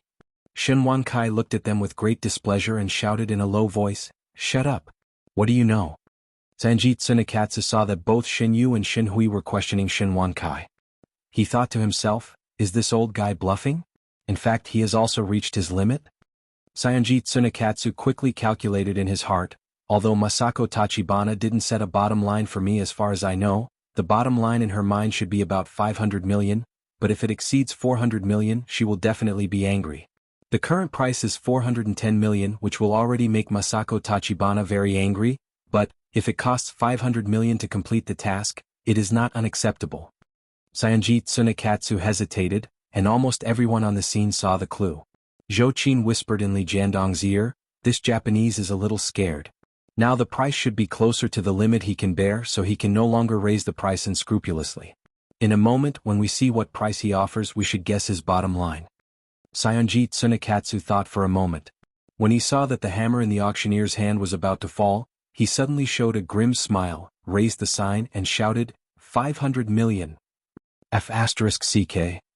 Almost half of the people on the scene stood up and looked at Saionji Tsunekatsu in astonishment. Tuki was so frightened by Saionji Tsunekatsu's action that he almost fell off his seat. He looked at Saionji Tsunekatsu with a pale face, and his lips trembled slightly. He shouted in his heart, "Tsunekatsu is crazy, he must be crazy. When we go back, we will be locked in the ghost prison by Masako Tachibana. It must be. No, I must stop him." Tuki was about to speak, but he saw that although Saionji Tsunekatsu's face was full of a desperate ferocious smile, his hands hidden behind his back were trembling slightly. Seeing this scene, Tuki swallowed the words that were on the tip of his tongue. Zhou Qin was also shocked and speechless. She couldn't speak for a long time. At this time, Li Jiandong laughed and whispered, "As the saying goes, fighting is like using troops, and the business world is like a battlefield. This Japanese guy is good at psychological warfare. I know what you just said. But even I know it, how can he not know it? So, he simply unsheathed his sword and fought with you to the death." At this time, everyone on the scene was seriously shaken by their previous judgment. Has this little Japanese guy not reached the bottom line at all? Or is he bluffing now? At this time, Li Jiandong had completely let go of the obsession of competing for the Medicine King tripod, jumped out of this circle of interests, and looked at this fierce battle from the perspective of a third party. He recalled the situation of all parties bidding at the auction before, and he seemed to understand something. He couldn't help but whisper, "There is a saying in the art of war that the false is the real, and the real is the false. I think that now this little Japanese is really at the end of his rope." Su Chan asked in confusion, "Yundong, what do you mean? Why do I feel that this Japanese guy seems to have a lot of money? You see, he increased the price by nearly 100 million yuan again. It's scary." Li Jiandong said with a smile. Before, Saionji Tsunekatsu raised the price several times in order to scare off his competitors, especially his opponents who raised the price by a lot. But Shin Wankai is different. He was the last one to appear, and the increase was much smaller than in the previous rounds. If Saionji Tsunekatsu really has the confidence, he can follow Shin Wansai's example and increase the price by 10 million yuan, and then grind with his opponent all the way to see who can grind to death. Hey, but this Saionji Tsunekatsu knows very well that cutting flesh with a blunt knife is the most painful, so he decided to break his wrist. It's better to break one finger than to hurt 10 fingers. Therefore, the purpose of his fourth large increase in price is to completely defeat his opponent with the momentum of a tiger that can swallow thousands of miles. At this time, Zhou Qin couldn't help but look at Li Jiandong with admiration and said with a smile, "Master, you are right. If you go to do business, you will definitely be successful." If Saionji Tsunekatsu's move was used on a newcomer, it was very likely to have an effect. But Shin Wankai is different. He is an old fox who has been in the business world for a lifetime. How could he fall into such a trap? As if to confirm Zhou Qin's words, Shen Wansai's expression remained unchanged. He slowly raised the sign in his hand and once again increased the price by 10 million yuan. The price of the Medicine King tripod had become a terrifying 510 million yuan. At this time, Saionji Tsunekatsu's face couldn't help but change dramatically. At this time he also suddenly came to his senses. He knew that his opponent was a very cunning old fox. Not only was he cunning but he was also experienced. This move of his was useless against the opponent. But at this time he had already called the limit price. What should he do? Saionji Tsunekatsu's whole body trembled uncontrollably. He gritted his teeth. When the auctioneer repeated the price again and again, he suddenly roared, 520 million yuan. At this time there was another burst of sigh. Unlike the previous sigh, at this time, everyone heard Saionji Tsunekatsu's fierce appearance but weak heart. They all noticed that the Japanese was on the verge of collapse. At this time, the eyes of the audience involuntarily turned to Shen Wankai, wondering in their hearts, is this old man also on the verge of collapse? Is he just not showing it? Although the increase of the price had been reduced at this time, the atmosphere on the scene became more and more tense. Su Chan held Li Yundong's hand tightly and whispered nervously, Yundong, this Japanese also raised the price slightly. Is he going to fight a war of attrition with Mr. Shin? Li Yundong smiled and said, it should be like this. However, I don't know where Mr. Shin's bottom line is, so I don't know who will win if the two of them continue to consume each other. But in terms of momentum and psychological advantage, Mr. Shin has already taken the advantage. As soon as Li Yundong's voice fell, Shen Wankai slowly raised the sign and raised the price by 10 million yuan again. At this time, Saionji Tsunekatsu was completely like a red-eyed gambler. He immediately roared, 540 million yuan. Shen Wankai was not in a hurry to bid immediately. He waited until the auctioneer called for the third time before he slowly raised the sign again. 550 million yuan. Saionji Tsunekatsu immediately roared again, 560 million yuan. After a while, Shen Wankai raised the sign again and said, 570 million yuan.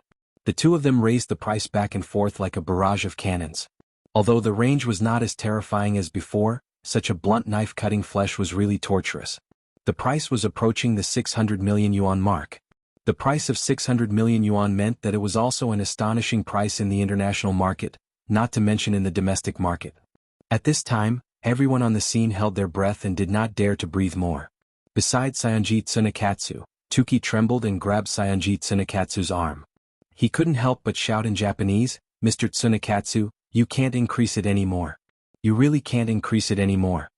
Saionji Tsunekatsu turned his head and roared in Japanese with a ferocious face, bastard, shut up. After that, his face twisted like a devil and he roared, 600 million yuan. Everyone present took a deep breath and looked at Shen Wankai in unison. Li Yundong's expression was also a little solemn. He said in a low voice, this should be the last desperate attack of the Japanese. Ziyuan shook her head and said, not necessarily. The Japanese are famous for their tenacity. Their ability to resist pressure and tenacity can be called the first in the world. If Shen Wankai still follows the price of 10 million yuan, maybe it will continue to be consumed. Li Yundong nodded and said, what you said makes sense. Let's see how Mr. Shin will bid. But at this time, Shen Wankai turned his face for the first time and looked at his opponent who was fighting with him on the battlefield. He frowned and pondered, not speaking for a while. The auctioneer on the auction stage saw that Shen Wankai had not spoken for a long time. After he kept repeating the price, he also thought that 600 million yuan should be the final price. After he quickly repeated it for the third time, he breathed a sigh of relief and raised the gavel in his hand high.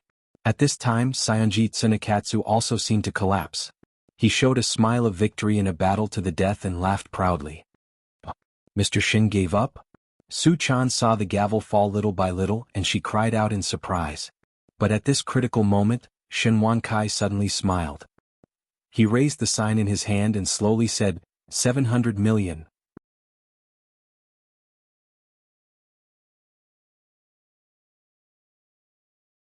Chapter 6:14. Just when Saionji Tsunekatsu thought he had won, Shen Wankai suddenly made the most fatal blow. Go to the net. 7 KOM. At this moment, Li suddenly remembered the Pacific War between the United States and Japan from Pearl Island to Midway Island during World War II. Although all the discerning people knew that Japan would be defeated at the beginning, Japan had been retreating all the way from Midway Island, but they had been resisting all the way like cornered beasts fighting, and launched a fierce bloody battle. Even the Emperor of Japan and the crazy army headquarters were ready to mobilize the whole country to fight the landing of the Americans, but at this time the Americans knew that they would suffer heavy losses if they landed in Japan, so they gave the Japanese the most terrible blow: atomic bombing. Although the number of people killed by the 2 atomic bombs in Hiroshima and Nagasaki was far less than the number of Japanese soldiers killed on the battlefield, when the Japanese were ready to fight the final war of attrition with the other side, the Americans suddenly gave them the most unimaginable blow. As the saying goes, the market is the battlefield and fighting is like using troops. Shin Wankai had been fighting hand-to-hand with Saionji Tsunekatsu, but at the last moment, when Saionji Tsunekatsu thought he had won, he suddenly threw the atomic bomb. This sudden huge increase in price finally broke the will of Saionji Tsunekatsu and completely destroyed his idea of winning. 700 million. This was an auction price that could shock the world. Wow! Almost everyone on the scene exclaimed. Saionji Tsunekatsu's laughter suddenly stopped. It was as if someone had hollowed out his chest. His body shook, his face became pale, and he stayed where he was as if he had lost his soul. The auctioneer was also stimulated by this price and almost had a heart attack again. He shouted in a hoarse voice, 700 million. Is there a higher price than this? 700 million once. 700 million twice. 700 million thrice. Sold? The mallet finally landed heavily. Everyone let out a long sigh of relief. They couldn't help but shake their heads and sigh with emotion. My God, 700 million. What kind of concept was this? It was about to refresh the world auction price. The auctioneer's face was flushed, and his heart was thumping wildly. He knew that no matter what the outcome was, their Tianai auction house would become famous throughout the world. Shin Hui and Shin Yu sat beside Shin Wankai in a daze. They stared blankly at their father without any joy of victory. Instead, they looked at Shin Wankai with an inexplicable blank gaze, as if they didn't know this person at all. Saionji Tsunekatsu stood there like a dead man. Tuki, who was beside him, looked as if he had lost his parents. He smiled bitterly and said to Saionji Tsunekatsu, Mr. Tsunekatsu, we failed. Forget it, let's go back. Saionji Tsunekatsu didn't seem to hear it. His eyes were fixed on Shin Wankai.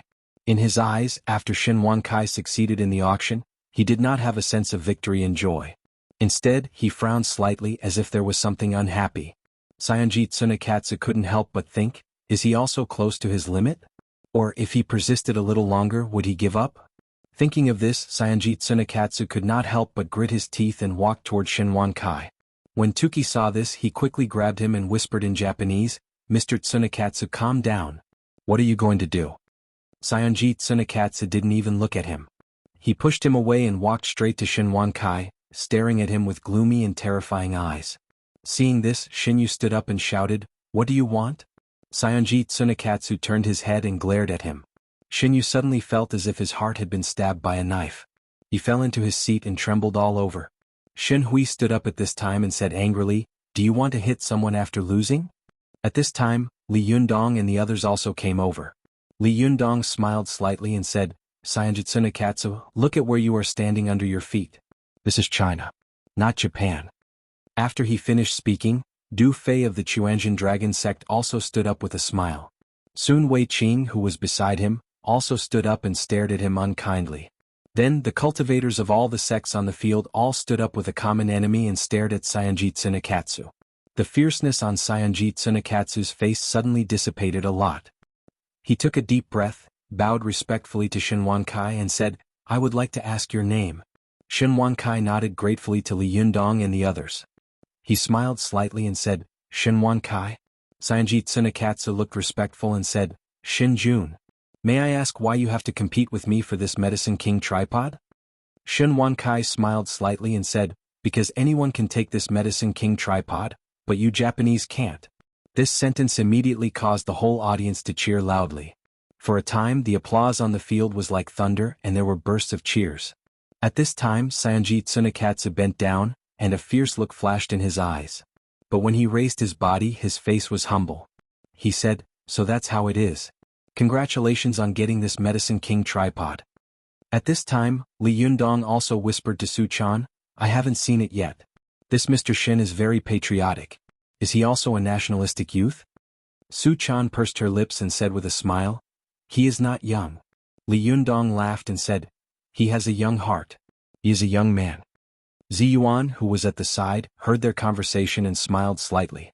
She gave Shin Wankai a meaningful look and smiled without saying a word. At this time Rong Guofa was quite gloating. Although he didn't bid for this Medicine King tripod, what made him happy was that Li Yundong didn't get it either. It doesn't matter if I don't live well, but I'm happy to see that you don't live well either. Rong Guofa was in such a state of mind at this time. Rong Guofa hugged his girlfriend and said with a smile, do you see? Mr. Shin is the real rich man. What is momentum? What is domineering? He's different from some young nouveau riche. Hearing his words, Su Chan turned her face unhappily and said, what are you talking about? Rong Guofa raised his head and laughed. I didn't say anything. It's just that I heard some people boast before, but now they return empty-handed. At least I bought an ivory Arhat tower. It's much better than some people empty-handed, isn't it? Su Chan was furious. Just as she was about to quarrel with him, Li Yundong stopped her and said to her with a smile, Chaner, don't tell him. It's meaningless. Seeing that Li Yundong had backed down, Rong Guofa thought that he was afraid to fight. He suddenly felt a sense of exultation. He sneered and said, young man, learn more. You are still young. Li Yundong smiled slightly and didn't say anything. Seeing that Li Yundong had backed down again, Rong Guofa was quite unforgiving. He wanted to continue to taunt him, but he saw Shin Wankai walking straight over at this time. He immediately greeted him with a smile and stretched out his hands. Old Shin, you have fought for our Chinese people today. Shin Wankai saw him at a glance and shook hands with him with a smile. He smiled non-committally and said, don't mention it. It's just a child's game. Rong Guofa flattered with a smile on his face, Mr. Shin is so domineering. You actually regard the astronomical price of 700 million as a child's game. Amazing. No wonder you are the overlord of the South. As he spoke, he turned his head again and glanced at Li Yundong intentionally or unintentionally with a sarcastic smile on his face. Seeing this, Su Chan was so angry that her cheeks puffed up. Just as she was about to lose her temper, she saw Shin Wankai nodding to her with a smile. Miss Su Chan, we meet again? Su Chan had to swallow the words that rushed to her mouth. She stretched out her hand gracefully and shook hands with Shin Wankai, saying, Mr. Shin, congratulations. Shin Wankai smiled slightly. He turned his face to look at Li Yundong and said, Child Li, I have a presumptuous request. Please agree. Before Li Yundong could speak, Rong Guofa was stunned for a moment. He looked at Li Yundong incredulously and thought to himself, who on earth is this guy? Why is Mr. Shin so polite to him? Li Yundong laughed and said, Mr. Shin, just say it. Just because of what you said just now, I will also t. Before Li Yundong could finish his words, he heard Ziyuan whispering to him in private, Li Yundong, don't be in a hurry to agree to him. Li Yundong's heart skipped a beat, but he changed his words and said, just because of what you said just now, I will also think about it. Shin Wankai didn't doubt him and laughed. He turned around and walked to the auction platform. After saying a few words in private with the auctioneer suddenly looked shocked and asked Shin Wankai carefully several times in disbelief. It was not until Shin Wankai was a little impatient that he picked up the microphone, coughed dryly, and said to everyone present, Ladies and gentlemen, now I want to announce something amazing. Mr. Shin Wankai, who has just bid for the Medicine King tripod at a sky-high price of 700 million yuan, has decided to give such a sky-high treasure to Mr. Li Yundong. Let's witness all of this together. As soon as the auctioneer's voice fell, there was an uproar. Almost everyone in the cultivation sects was stunned. What? Zhang Ling could hardly believe her ears. 700 million yuan. Just like that. Zhou Ping was tongue-tied and dumbfounded. Li Yundong himself was also stunned, but he quickly reacted and looked at Ziyuan. When their eyes met, Ziyuan nodded slightly to him. Li Yundong immediately sneered and thought to himself, this Shin Wankai is really good at playing tricks. I told him before that spending a lot of money is good for cultivation, and now he has done such a thing. I have no choice but to accept him as a disciple. Hey, what a good trick. Su Chan and Zhou Qin were not fools. They quickly reacted and looked at Li Yundong with worry in their eyes. They all knew Li Yundong's character very well. He could be persuaded but not cowed. He was frank and straightforward in his words and deeds. He liked to be straightforward and didn't like to beat around the bush. Shen Wansai's way of beating around the bush was not small. Although it could be said that he had put in a lot of effort, it just happened to violate Li Yundong's taboo. If he wanted to take credit for this matter and wanted to be apprenticed, then Shen Wankai would have made a wrong calculation. Rong Guofa didn't know about the twists and turns. He stared at Li Yundong as if he had seen an alien and stammered, Who are you?" Hearing his words, Su Chan turned her head and said very seriously, "Don't you remember what I once said to you? Remember, his name is Li Yundong. I once said that in less than 2 years he would definitely become a famous figure in the world. And you will never be able to compare with him." After that, Su Chan snorted and turned her face away, her face full of pride. At this time Tuki, who was not far away, whispered to Sanji Tsunekatsu, "Changxing, what should we do now? This Medicine King tripod has fallen into the hands of Li Yundong." Sanji Tsunekatsu turned his face and stared at Shen Wankai, who was holding the Medicine King tripod with both hands and calmly taking pictures in front of the cameras of the media. He sneered and said, "Since we can't bid for it, it seems that this matter can't be good. We can only use force. Tuki, get ready. I'm going to steal the Medicine King tripod under the eyes of the Chinese cultivators."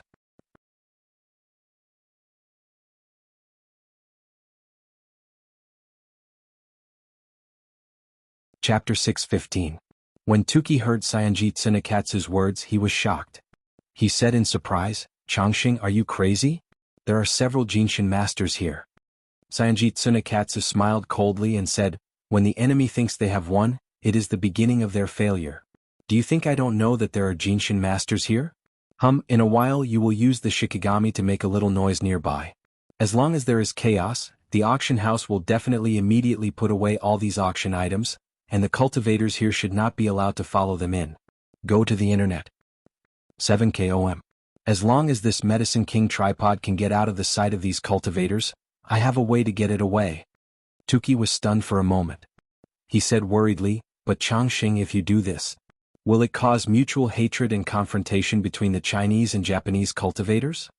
Sanji Tsunekatsu turned his face ferocious. He stared at Tuki coldly, suppressed his anger and growled in a low voice, "Tuki, come with me." Tuki was frightened by Sanji Tsunekatsu's appearance and took a step back, but he quickly lowered his head and whispered, "Yes, Changxing." Sanji Tsunekatsu took Tuki to a bathroom. After he was sure that there was no one inside, he suddenly turned around, holding a vajra in one hand and a mantra finger in the other, and pushed it in front of Tuki. Tuki was about 175 meters tall and he was not thin, but when he was pushed in the air by Sanji Tsunekatsu, his whole body suddenly flew up and hit the wall behind him. The tile wall was dented, and for a moment the white tiles fell down. Sanji Tsunekatsu roared angrily, "You idiot! Since Li Yundong defeated Miss Tachibana Wakako, the two sides have been enemies. Now Masako Tachibana has been forced into a corner by the other sects of the New Meaning School and the Ancient Meaning School. She must defeat Li Yundong in public to save her face. Otherwise, we will kneel down in the hands of those idiots who changed the doctrine." Tuki felt as though he was being pressed against the wall by an invisible hand. He was in so much pain that he could not speak. He could only speak intermittently, I understand. Lord Changxing, quickly let me go. I will do as you say." Sanji Tsunekatsu retracted his hand slightly, and the anger on his face dissipated slightly. He snorted coldly and said, "If you know, hurry up and do it outside. Make some noise." As soon as Sanji Tsunekatsu finished speaking, he frowned and waved his fingers. The door of the bathroom closed automatically with a bang. Coincidentally, a man was rushing to the washroom, but he couldn't open the door no matter how hard he tried. Sanji Tsunekatsu stared at the door for a while. When he saw that the people who tried to enter the door had left and stopped trying to open the door, he turned his face and stared at Tuki. Tuki rubbed his chest. He did not dare to be negligent. He quickly took out a few talismans from his pocket. One hand was pinching his fingers, and the other hand was holding the talismans with his index and middle fingers. He put them across his chest and recited a spell in a low voice. As soon as he recited the spell, the two talismans burned with a bang. Black smoke came out of the talismans and drilled out through the crack in the door of the washroom. Just as Sanji Tsunekatsu and Tuki were hiding in the washroom and plotting, Shinyu surrounded Shen Wankai like a fly and said, "Dad, the company doesn't have much liquidity now. Where can we get 700 million yuan?" Dad, 700 million yuan to buy such a thing. It's okay if you buy it yourself. Why did you give it to an outsider? Dad, I'm talking to you. Please, I'm your son, your only son. Can you take a look at me? I also have a share of the property of this family. You can't mess around like this, can you? Shen Yu's last words stimulated Shen Wankai. He reluctantly smiled at the people who came to congratulate him and compliment him. Then he turned around and pulled Shen Yu to a deserted corner with a normal face. His face suddenly changed, he gritted his teeth and said angrily, "You know, everything in this family is made by me, Shen Wankai, alone. Without me there would be no you in this world. Without me you would not have the luxury you have now. Don't think you're great just because you've done a few business worth millions. Let me tell you, without me you're nothing. If it weren't for my face, for the sake of the country I've fought for with my own hands, would they cooperate with an idiot like you?" Shen Wankai mercilessly scolded his son, who hated iron for not becoming steel. He gnashed his teeth and said, "Do you think your wings are hard now? How dare you talk to me like this? Let me tell you, even if I lose all my property one day, I won't leave you a penny. When you start from scratch and lay down such a large foundation as mine, you can tell me that you also have a share of the property of this family." Shen Yu was stunned by Shen Wansai's scolding. For a moment, he was stunned on the spot and couldn't come back to his senses. In his mind, he really couldn't understand why his father would rather spend 700 million yuan to buy an inexplicable Medicine King tripod than leave a penny for him? Why was his father willing to give the 700 million yuan item to an outsider instead of giving more money to his own son? Wasn't he his own son? Shen Yu trembled all over and looked at his father in disbelief, as if he were looking at a stranger. He couldn't help but take a few steps back. Suddenly he turned around and looked at Li Jiandong fiercely. Seeing this, Shen Wankai immediately shouted, "If you dare to act recklessly, I will immediately break off the relationship between father and son." Shen Yu's whole body shook violently. He looked back at Shen Wankai in despair. The corner of his mouth twitched, revealing a bitter smile. He laughed, turned around and rushed out of the auction hall while laughing. Shen Wansai's eyes were fixed on Shen Yu's figure, and his whole body was trembling slightly. At this time Shen Hui also came over and said cautiously, "Old master, don't be angry with my brother." Shen Wankai said in a tired and low voice, "Don't mention him if you still have a little filial piety." Shen Hui obediently closed her mouth and didn't say anything. Shen Wankai seemed to have aged dozens of years in an instant. His face was haggard and wrinkled. He covered his chest, his face full of pain, and his body fell back little by little. Seeing this, Shen Hui immediately held him up and shouted, "Help, help." As soon as Shen Hui's voice fell, she heard a calm and magnetic voice next to her. "Don't worry, let me see." Shen Hui turned her head and saw Li Jiandong holding Shen Wansai's hand and talking to her calmly. She knew that Li Jiandong was a strange man with divine skills. In addition, he had once saved Shen Wansai's life, so she didn't dare to show her temper in front of Li Jiandong. Shen Hui asked anxiously, "How is the old man?" As Li Jiandong slowly transferred his jinqi to Shen Wankai, he said in a low voice, "Mr. Shen is fine. He's just angry and his qi and blood are not enough." Shen Hui asked in confusion, "But after you saved the old man last time, wasn't he very good? I think he was more than 10 years younger at that time. Why did he suddenly become like this?" Li Jiandong sighed softly and said, "Mr. Shen is now in a declining body. All parts of his body and organs are relatively weak. If he goes down, it will be the stage of failure and death. At this stage, people can rely on elixirs to protect themselves for a while, but it is unlikely that one pill can make him return to his youth, let alone completely change his physique." Shen Hui looked at Li Jiandong without understanding. She remembered the magic of this boy, and then remembered that her father had spent a lot of money to buy the Medicine King tripod, and then wanted to give it to the boy in front of her. Suddenly, her heart moved as if she had understood something, and there were a few clear lights in her eyes. Li Jiandong's jinqi was pure and vigorous. After only a while, Shen Wansai's complexion was obviously better. He let out a long breath, smiled at Li Jiandong gratefully and said, "Child Li, you saved my life again. I really don't know how to thank you." Li Jiandong smiled slightly and said, "It's nothing. You don't have to thank me. What's more, Mr. Shen took back the Medicine King tripod from the Japanese. I should be the one to thank." Shen Wankai held Li Jiandong's hand tightly and asked nervously, "Child Li, you haven't answered my presumptuous request just now." Li Jiandong thought for a while, sighed softly and said, "Mr. Shen, your gift is too expensive. I can't accept it."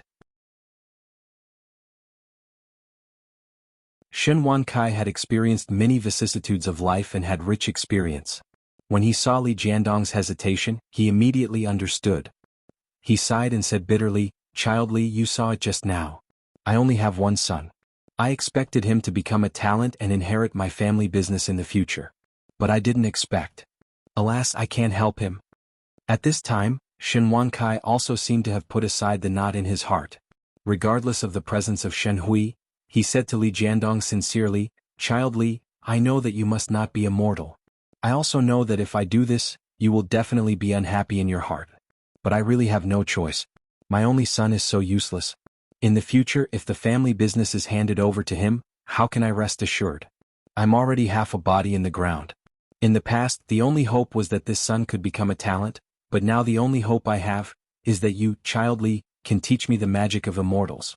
Even if I can't live forever, I can at least live a few more years. Is such a request too much?" When Shen Wankai spoke of his sadness, not only were his eyes full of tears, but Shen Hui also looked sad. She whispered comforting words to Shen Wankai while crying. Li Jiandong originally had a lot of unhappiness in his heart, but at this time he couldn't help but dissipate a lot. He sighed softly, smiled slightly and said, "I understand. Let me think about it for 2 days, okay? 2 days later, I will definitely give you an answer." There was a hopeful look in Shen Wansai's eyes. He straightened his body slightly and said in a trembling voice, "Child Li, I'll wait for your news." Li Jiandong smiled and was about to speak when he suddenly heard a loud bang coming from not far away, followed by a sharp scream. "Murder, murder." At this time, some of the cultivators who had not left the auction house looked in the direction of the sound in surprise. Su Chan curiously approached Li Jiandong and whispered, "Who is tired of living and making trouble here?" As she said this, the little girl raised her head and blinked her eyes. "Yundong, do you want to go and see what's going on?" Li Jiandong smiled slightly. "Okay." Just as he was about to continue speaking, he saw that the people of the auction house were all nervous. They asked the security guards to escort the Medicine King tripod to the backstage. At the same time, they shouted at Shen Wankai to let him go with them. Shen Wankai said to Li Jiandong, "Child Li, why don't you go with me?" Li Jiandong looked around and saw that the cultivators of all sects were looking at him intentionally or unintentionally. He knew that he was already in the teeth of the storm at this time, so he didn't want to be so ostentatious, so he said, "No, if you are worried about safety, let Ziyuan and Zhou Qin accompany you. With them here it will be fine." At this time Ao Wushuang also said, "Leader, you go. I'll help you keep an eye on it. It will be fine." Li Jiandong originally wanted Ao Wushuang to stay as well. At this time, seeing that she had taken the initiative to volunteer, he was immediately overjoyed and said, "That's great. With Senior Ao Wushuang I can rest assured."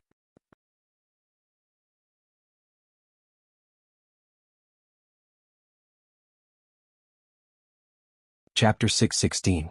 Ziyuan, Zhou Qin and Ao Wushuang accompanied Shen Wankai to the inner hall of the auction house. Just as they were about to enter, the head of security of the auction house stopped Ziyuan and the others.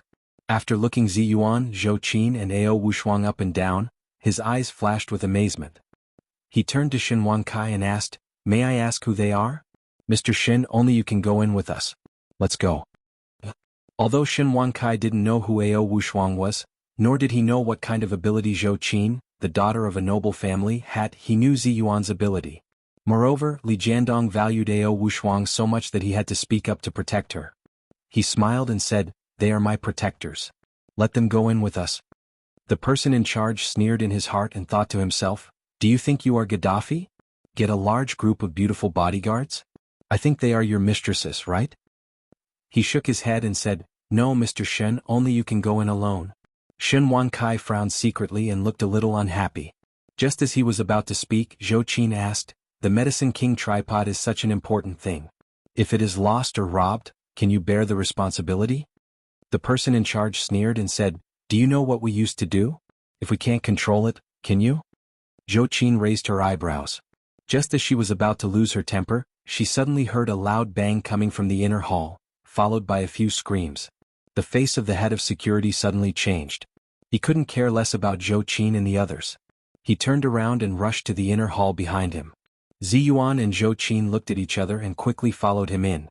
As soon as the two of them rushed into the inner hall, they found several uniformed security guards sitting limply in the corner of the wall. It was unknown whether they were dead or alive. There was an obvious dent in the wall behind them. It was obvious that they had been thrown out like a sandbag and smashed against the wall. At this time, the Medicine King tripod was stored on a display stand, protected by a thick bulletproof glass cover. It was safe and sound. The head of security was about to breathe a sigh of relief when he suddenly heard a loud crash. The hard and thick glass cover instantly shattered, as if it had been slapped by an invisible hand. As soon as the glass cover was smashed, the Medicine King tripod floated up out of thin air. The head of security was shocked when he saw this. He pulled out the pistol from his waist and was about to shoot. But there was nothing in front of him. The Medicine King tripod was also floating in the air. Or was there anyone? Just as he was hesitating, he suddenly felt a strong gust of wind, as if he was pushed by a giant hand. Then his whole body flew out and hit the wall with a loud bang. Then his body softly fell to the ground. Zhou Qin's eyes widened and she shouted in a low voice, "Goddess Nyan Seal?" She quickly pulled out the Vulcan's whip wrapped around her waist and shook her wrist. The long whip made a loud sound of breaking through the air and lashed in the direction of the Medicine King tripod. With a pot sound, the Vulcan's whip suddenly hit something. The tip of the Vulcan's whip instantly refracted a faint ripple, so that Zhou Qin and others could vaguely recognize that it was an invisible man about 2 meters tall. But as soon as Zhou Qin whipped him, the invisible man's figure disappeared in an instant, and he rushed towards the window with a howl. "Oh no, he's going to steal the Medicine King tripod!" Ziyuan suddenly shouted, "Stop him!" A purple light flashed beside Ziyuan in an instant, and the ninth heaven Ziyuan silk instantly appeared in front of the invisible man like a big net. With a muffled sound, the ninth heaven Ziyuan silk seemed to have been hit heavily by a huge palm in an instant, forming a terrible claw print. Ziyuan saw that the hand was tightly wrapped by the ninth heaven Ziyuan silk, so it showed traces. The fingers of this hand were thick and long, and the nails were as sharp as bayonets. The muscles on the arm were even more bumpy, like a sack full of potatoes. It didn't look like a human arm at all. With a move of her mind, Ziyuan quickly controlled the ninth heaven Ziyuan silk to extend quickly, entangling the invisible humanoid monster. With a schwatch sound, the Vulcan's whip in Zhou Qin's hand was also thrown out, and it tightly wrapped around his ankle. As soon as her Vulcan's whip was wrapped around, there was a burst of fire at one end of the Vulcan's whip with a bang, constantly burning the invisible monster. The monster seemed to know that he couldn't escape. He took a deep breath and roared in the direction of the glass window. Howl? The invisible monster's mouth fiercely emitted a shockwave. This loud roar suddenly shook the entire building. Shen Wankai was knocked out without saying a word. Although the glass window that bore the brunt of the impact was hard-tempered glass, it was shaken by the strong shock wave and immediately shattered with a crash. The invisible monster held the Medicine King cauldron in its other hand and threw it out. At the moment he threw it out, his upper body was completely entangled by the ninth heaven Ziyuan silk, and his lower body and ankles began to burn with raging fire. For a moment the monster let out a terrible howl, and in the blink of an eye, it turned into a black smoke and disappeared.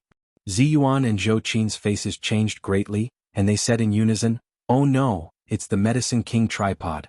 At the moment when the Medicine King tripod was thrown out, a figure flashed past them, and Ao Wushuang chased after it like lightning.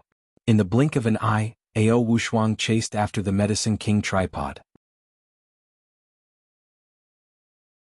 She reached out to take it, but suddenly felt a terrible force coming from behind her.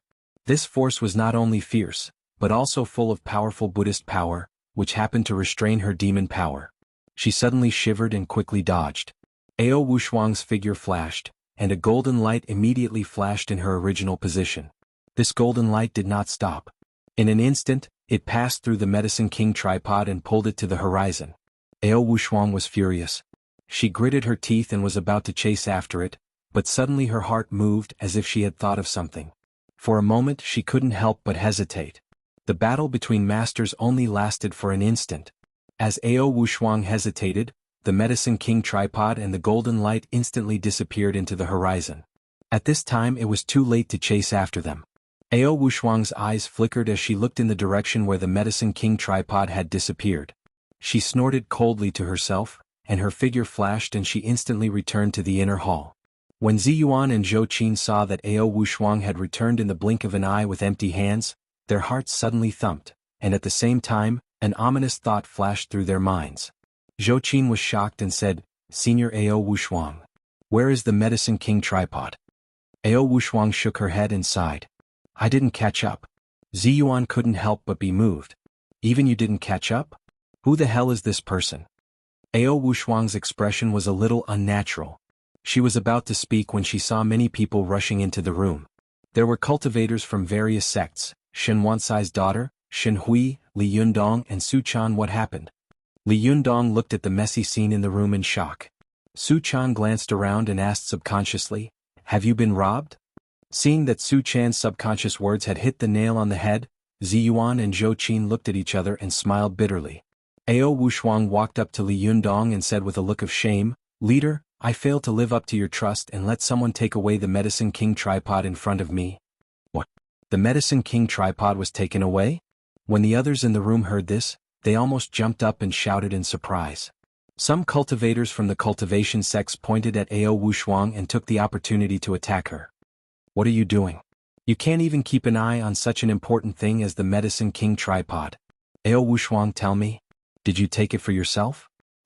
Ao Wushuang, were you instructed by Li Yundong? Ao Wushuang's face was as cold as frost, and the anger between her eyebrows was getting stronger and stronger. Just as she was about to lose her temper, Li Yundong suddenly turned his head and shouted angrily, Shut up! Although Li Yundong's voice was not very loud, it contained the power of a Buddhist staff. Everyone only felt a buzzing sound in their ears as if thousands of bells were ringing at the same time, shaking the qi and blood in their chests. The people who had been noisy before were suddenly shocked and shut their mouths one after another. Zhou Qin, who was standing to one side, also said angrily, You idiots! Just now Mr. Shen wanted to give my master the Medicine King tripod, but my master didn't immediately agree. What reason does he have to steal it? This question made everyone speechless for a while. Some of those who wanted to find fault with him also snorted and didn't say anything. Li Yundong's face was as dark as water. He took a deep breath and asked Ziyuan in a low voice what had happened. After pondering for a while, he said angrily, Damn it, we fell into the trap of luring the tiger away from the mountain and creating a ruckus in the east while attacking in the west. Ziyuan asked in a low voice, Did someone on your side make it on purpose just now? Li Yundong nodded. The movement there just now attracted the attention of almost all cultivators. When we went over to take a look, we saw an invisible monster running amok. After we subdued it, we heard some movement from your side, and then the Medicine King tripod was lost. As Li Yundong spoke, he gritted his teeth and said, There are so many cultivators here, but they can take things away under our noses. Good method, good method. What a daring person. Who on earth is so bold? At this time Ao Wushuang also came over and whispered, I know who it is. Li Yundong immediately raised his eyes and asked in a deep voice, Who? Ao Wushuang shook her head. Let's go back and talk. It's not convenient to talk here. Li Yundong nodded. He walked to Shin Hui's side and whispered a few words, asking her to take good care of Shin Wan Kai. Then he walked out with Su Chan and the others. Seeing this, Zhou Ping couldn't help whispering to Zhang Ling, Master, are we just going to let them go like this? This matter is very strange. Zhang Ling raised her hand and said in a deep voice, Let them go. They didn't do it. Zhou Ping was stunned. Why? Zhang Ling stared at Li Yundong with bright eyes and sneered. With Li Yundong's current strength and the situation just now, there's no need for him to play such a trick. Hearing Zhang Ling's words, Li Yundong turned his face to look at Zhang Ling, nodded, and then turned to leave. Zhengyi School was not only a leading figure in the Taoist cultivation world, but also had a great influence in the Buddhist cultivation world. As soon as Zhang Ling spoke, the cultivators of all sects on the scene no longer stopped them and made way for them. Li Yundong and the others filed out. Just as they were about to leave, the police who had been arranged around the auction house rushed over. A leading policeman shouted at Li Yundong, Hey, you can't leave. You are all suspects. You have to stay and make statements. This was the second time yesterday.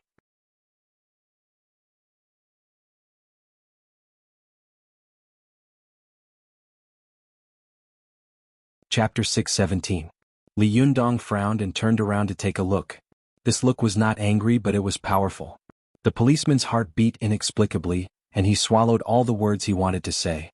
Zhou Qin had been entrusted by Li Yundong to take care of Shin Wan Kai, but Shin Wan Kai had been knocked unconscious under her nose, and the Medicine King tripod had been snatched away. She had nowhere to vent her anger. At this time, seeing that someone had come to provoke her, she immediately turned her head and shouted at the policeman, "If you have the ability, try to keep us here. Call your director here and see if he dares to say such a thing to me." The policeman was shocked by Zhou Qin's tone, but he soon became furious. He had been paid a lot of money to be responsible for the security of the auction, but he hadn't expected such a problem to occur. Now he was looking for someone to take the blame, but he hadn't expected that someone would come to his door and dare to fight against him. Just as he was about to act, a policeman immediately came over and whispered in his ear, "Hey, Captain Sun, it seems to be Governor Zhou's daughter. Don't mess around." Captain Sun was stunned and said in a low voice, "Governor Zhou's daughter? Zhou Kachang?" In China, if one wanted to be a qualified public official, or if one wanted to be promoted smoothly, it was necessary to know the names and positions of leaders at all levels and some of their immediate family members. They could have all kinds of misunderstandings and conflicts with ordinary people countless times, but they could never have a misunderstanding and conflict with their superiors. Because if they offended the people, no matter how serious the consequences were, they would at most be dismissed and transferred. After the situation calmed down, they could be quietly promoted back. But if they offended the leaders, they would never be able to get ahead in their lives. Captain Sun looked at Zhou Qin carefully and saw that the girl in front of him was full of heroic spirit. Her eyes were tough and domineering. It was obvious that she had been in a high position for a long time. No matter how good an actor was, he or she would not be able to put on such a show. Captain Sun's anger disappeared. He said with an apologetic smile, "It turns out to be Governor Zhou's daughter. I'm sorry." The flood rushed to the Dragon King temple. Seeing that he had given in, Zhou Qin didn't want to pester him anymore.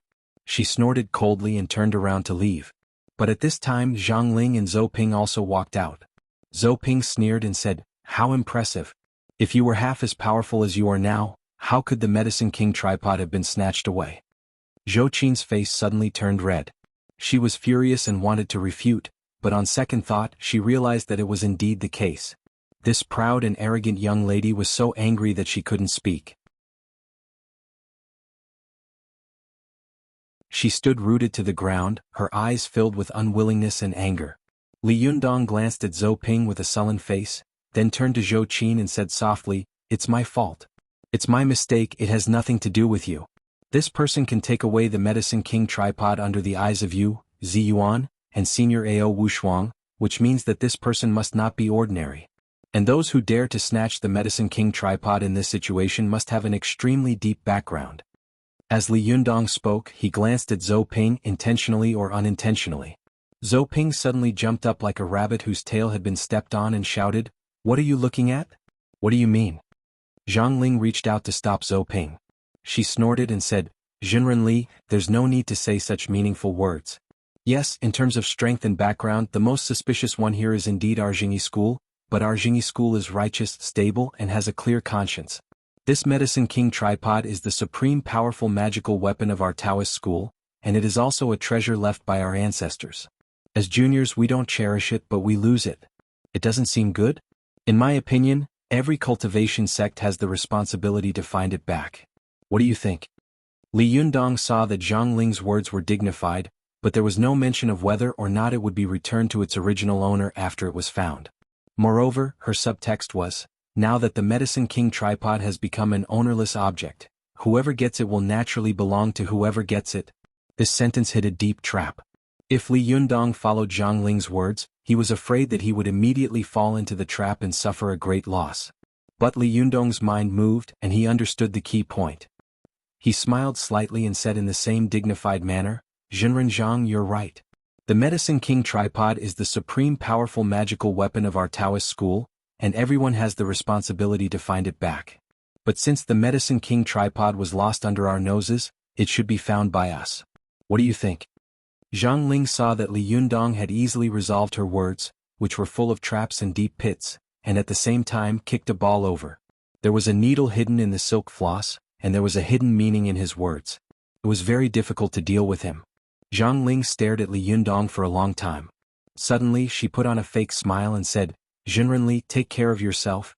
Li Yundong also smiled and cupped his hands. "Jinren Zhang, goodbye." After that he turned around and left with Su Chan, Zi Yuan, Zhou Qin, Ao Wushuang and Chris. Zhang Ling stared at Li Yundong's back. After a long time, she sighed secretly and shook her head. Amazing, really amazing. Zhou Ping also looked in the direction in which Li Yundong and the others had left and sneered. Even the Medicine King tripod can't be guarded. What's so amazing about it? Zhang Ling shook her head and said, no, the other party is also a master. When masters fight, they must fight for the first opportunity. Whoever can seize the first opportunity will win. So this is not the fault of the battle. If it were us, we would also be trapped.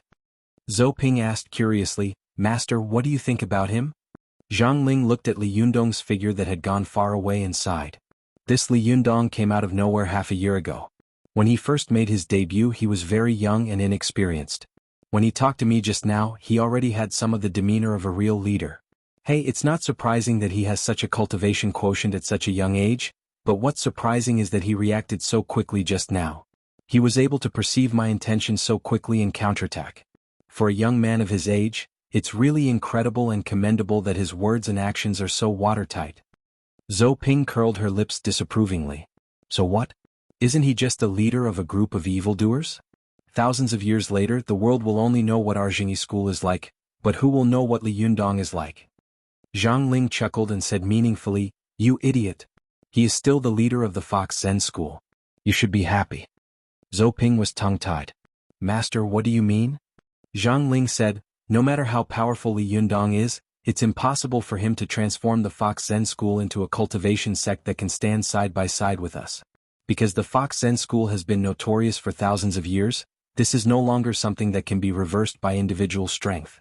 But if Li Yundong creates his own sect, hey, I dare say that he will definitely become a great master and become our great enemy. Although Zhou Ping had heard Zhang Ling's comments on Li Yundong more or less, this was the first time she had heard her master praise this cultivator who had a deep grudge against their Jingyi school. Zhou Ping opened her mouth wide and wanted to refute, but she didn't know how to say it.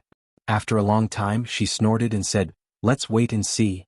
After Li Yundong and the others returned to their home in Tianan City, as soon as they entered the door, Li Yundong's face immediately fell. Someone had dared to steal the Medicine King tripod under his nose. This really made him feel like he had lost all face. When the little foxes at home saw Li Yundong and the others coming back, they also surrounded them curiously. They were about to chatter and ask about the auction, but they saw that Li Yundong's face was as dark as a dark cloud, as if thunder would break out at any time. All of a sudden, none of them dared to speak and hid to the side in a low voice. Zhou Qin, who was standing to one side, immediately bent her knees and was about to kneel down to admit her mistake. Li Yundong immediately stopped her with his hand and said in a deep voice, Zhou Qin, as I said, this matter is not your fault but mine. As he said this, Li Yundong turned his face and said to Ao Wushuang, Senior Ao Wushuang, you said that you know who took the Medicine King tripod? Who is it? Ao Wushuang hesitated for a moment and said, I'm not sure, but according to my deduction, it's very likely that it's someone from Jinyan Tantrism. Someone from Jinyan Tantrism? Li Yundong was stunned. He quickly clapped his fists and said angrily, yes, it must be them. I think it's very likely to be Saionji Tsunekatsu. Did they steal the Medicine King tripod to lure me to Japan? Ziyuan also nodded slightly and said, it's very possible. From a logical point of view, it makes sense. Moreover, before and after that, Saionji Tsunekatsu and Tuki were nowhere to be seen.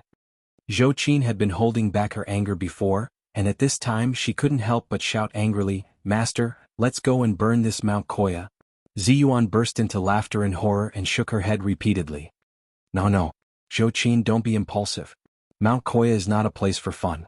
In Japan, the status of Mount Koya in the Japanese cultivation world is equivalent to that of Taoism in Mount Longhu and Buddhism in Mount Wutai. You can't act recklessly. Otherwise you will go in standing and come out horizontally. Zhou Qin said angrily, then are we just going to swallow this anger? As she said this, she turned to Chris and said, Chris, you judge. If it were you, would you be able to swallow this anger? Seeing that the group of people were excited, Chris felt that she was an outsider, so she didn't dare to say anything. She just forced a smile and didn't say anything. Seeing that she couldn't get any help from Chris, Zhou Qin turned to Su Chan and said, Su Chan, what do you think? Su Chan blinked her eyes and looked at Li Yundong. Her eyes seemed to be saying, I'll listen to Yundong. I'll do what he says. At this time, Everyone's eyes were on Li Yundong. Li Yundong's face was gloomy.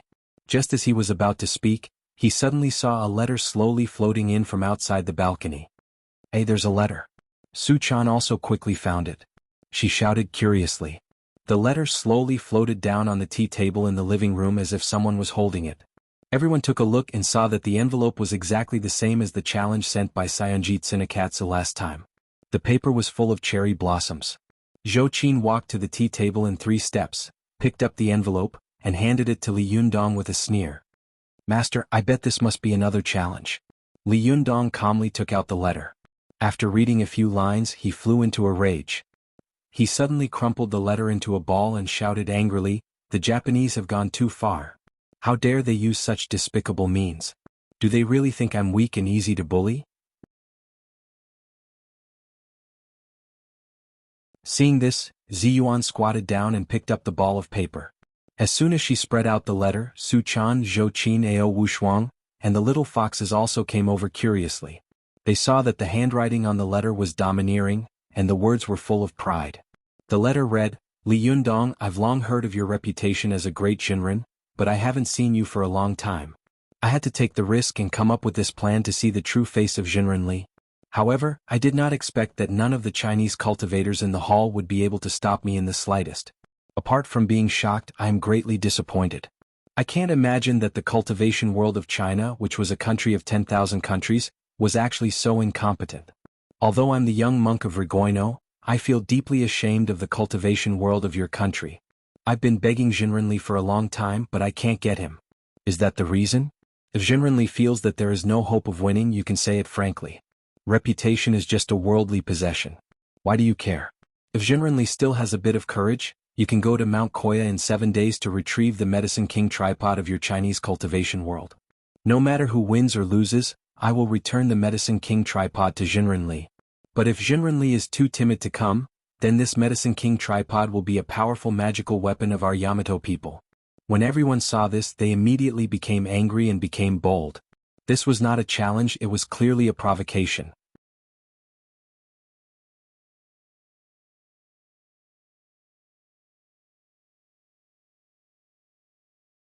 Chapter 618. Before Su Chan and Zhou Qin finished reading, they immediately shouted in anger. Su Chan said angrily, "This Japanese guy is so arrogant. Yundong, you must teach them a good lesson." Zhou Qin was so angry that her 2 willowy eyebrows stood up. B** starred. "Is too hateful. How dare he look down on me like this?" Although Ziyuan's eyes were full of anger, she quickly calmed down and said to Li Yundong, "Li Yundong, this is a provocation." Li Yundong laughed angrily and said, "Don't I know that this Japanese guy is provoking me? Hey, he wants me to go so much. Fine. I'll do as he wishes." With that, Li Yundong turned his head and shouted at Su Chan, "Go get a pen and paper." Su Chan immediately responded, turned her head and rushed into the room. After a while, she ran out quickly with the 4 treasures of the study, ink, paper, and inkstone. Li Yundong turned to Ziyuan and said, "Ziyuan, you write it. Since they challenged me, well, write a challenge and give it back to them." Seeing this, Su Chan immediately ran to one side and said, "Sister Ziyuan, I'll help you grind the ink." Seeing that Li Yundong was angry at this time, Ziyuan sighed softly and didn't try to persuade him anymore. She walked up gracefully, grabbed her sleeve with one hand and held the brush with the other. She turned her head to look at Li Yundong and asked, "What do you want to write?" Li Yundong said angrily, "Write as you see fit. If I write it, it will definitely be full of swearing words." Ziyuan couldn't help laughing. She shook her head and raised the brush to write, but when the tip of the brush fell on the white paper, she hesitated again. This kind of challenge could not be written randomly. It was very particular about the words and sentences. Moreover, when it was sent to the other side, it would definitely be recorded. Maybe it would become a historical material thousands of years later. If she didn't pay attention to her words, it would cause future generations to gossip about her. Ziyuan was born to worry too much. Her habitual hesitation made Li Yundong, who was beside her, a little impatient. This reincarnated wisdom king, who was usually calm and composed and could not be moved by the wind, was indeed enraged by the aggressiveness of Xinyan tantrism again and again. Li Yundong saw that Ziyuan had been holding the brush for a long time. He walked over and unceremoniously snatched the brush from Ziyuan's hand. He waved the brush and wrote 6 big words, "If you want to fight, then let's fight." After Li Yundong finished writing, he didn't even look at it. He turned his head and said to Ziyuan, "Why are you thinking so much? Since the other party was being polite, we should naturally reply politely. If the other party is arrogant and rude, are we supposed to be polite? Sometimes you are so kind that there is no limit to your kindness. Wrap this letter in the simplest envelope and send it over." Ziyuan saw that the words written by Li Yundong were crooked. It was really a kind of praise to describe them with the words, "Ghost Drawing Peach Talisman." She didn't know whether to laugh or cry and said, "I'm not being polite to them. I'm just worried that I'll lose your face if I don't write it well. Besides, aren't you afraid that other sects will laugh at you for taking a simple envelope?" Li Yundong laughed angrily and said, "It's good that I didn't write it on toilet paper. If they annoy me, I'll write it on a piece of paper and send it to them one day. They only deserve to see this." Su Chan and Zhou Qin couldn't help laughing. Ao Wushuang also shook her head and said with a smile, "Child's temper, nonsense, really nonsense." Ziyuan looked like she wanted to laugh but was too embarrassed to do so. She looked at Li Yundong's crooked words and said, "Well, since you're happy, let's do it this way. But, are you sure you want to send these words over?" At this time, Su Chan and Zhou Qin also came over to take a look curiously. Both of them were excellent women, so they were naturally very particular about the way of writing. They saw that Li Yundong's words were crooked, and the most important thing was that the first few words were long and thin. The last word, Zhan, had been written by Li Yundong like two words, Zhan and Go. It looked strange and really unsightly. Su Chan couldn't help but burst into laughter, but soon she covered her mouth and looked at Li Yundong with a frightened and nervous face, for fear that he would blame her and spank her. The corners of Zhou Qin's mouth also curled up as if she couldn't help laughing, but she quickly held it back. Her face was full of bitterness, hatred, and pain. Li Yundong naturally knew what his handwriting was like. He had been in a fit of anger just now, so how could he care so much? He hadn't expected to make a fool of himself on the spot. His face turned red and he glared at Zhou Qin. "What's with your expression?" Zhou Qin said with a sullen face, "Master, these words of yours are so well written. They really reveal their true feelings from the bottom of their hearts. When people see them, they feel a wave of anger rushing towards them." Li Yundong was so angry that he laughed. "Bullshit, bullshit. Are you praising me or scolding me?"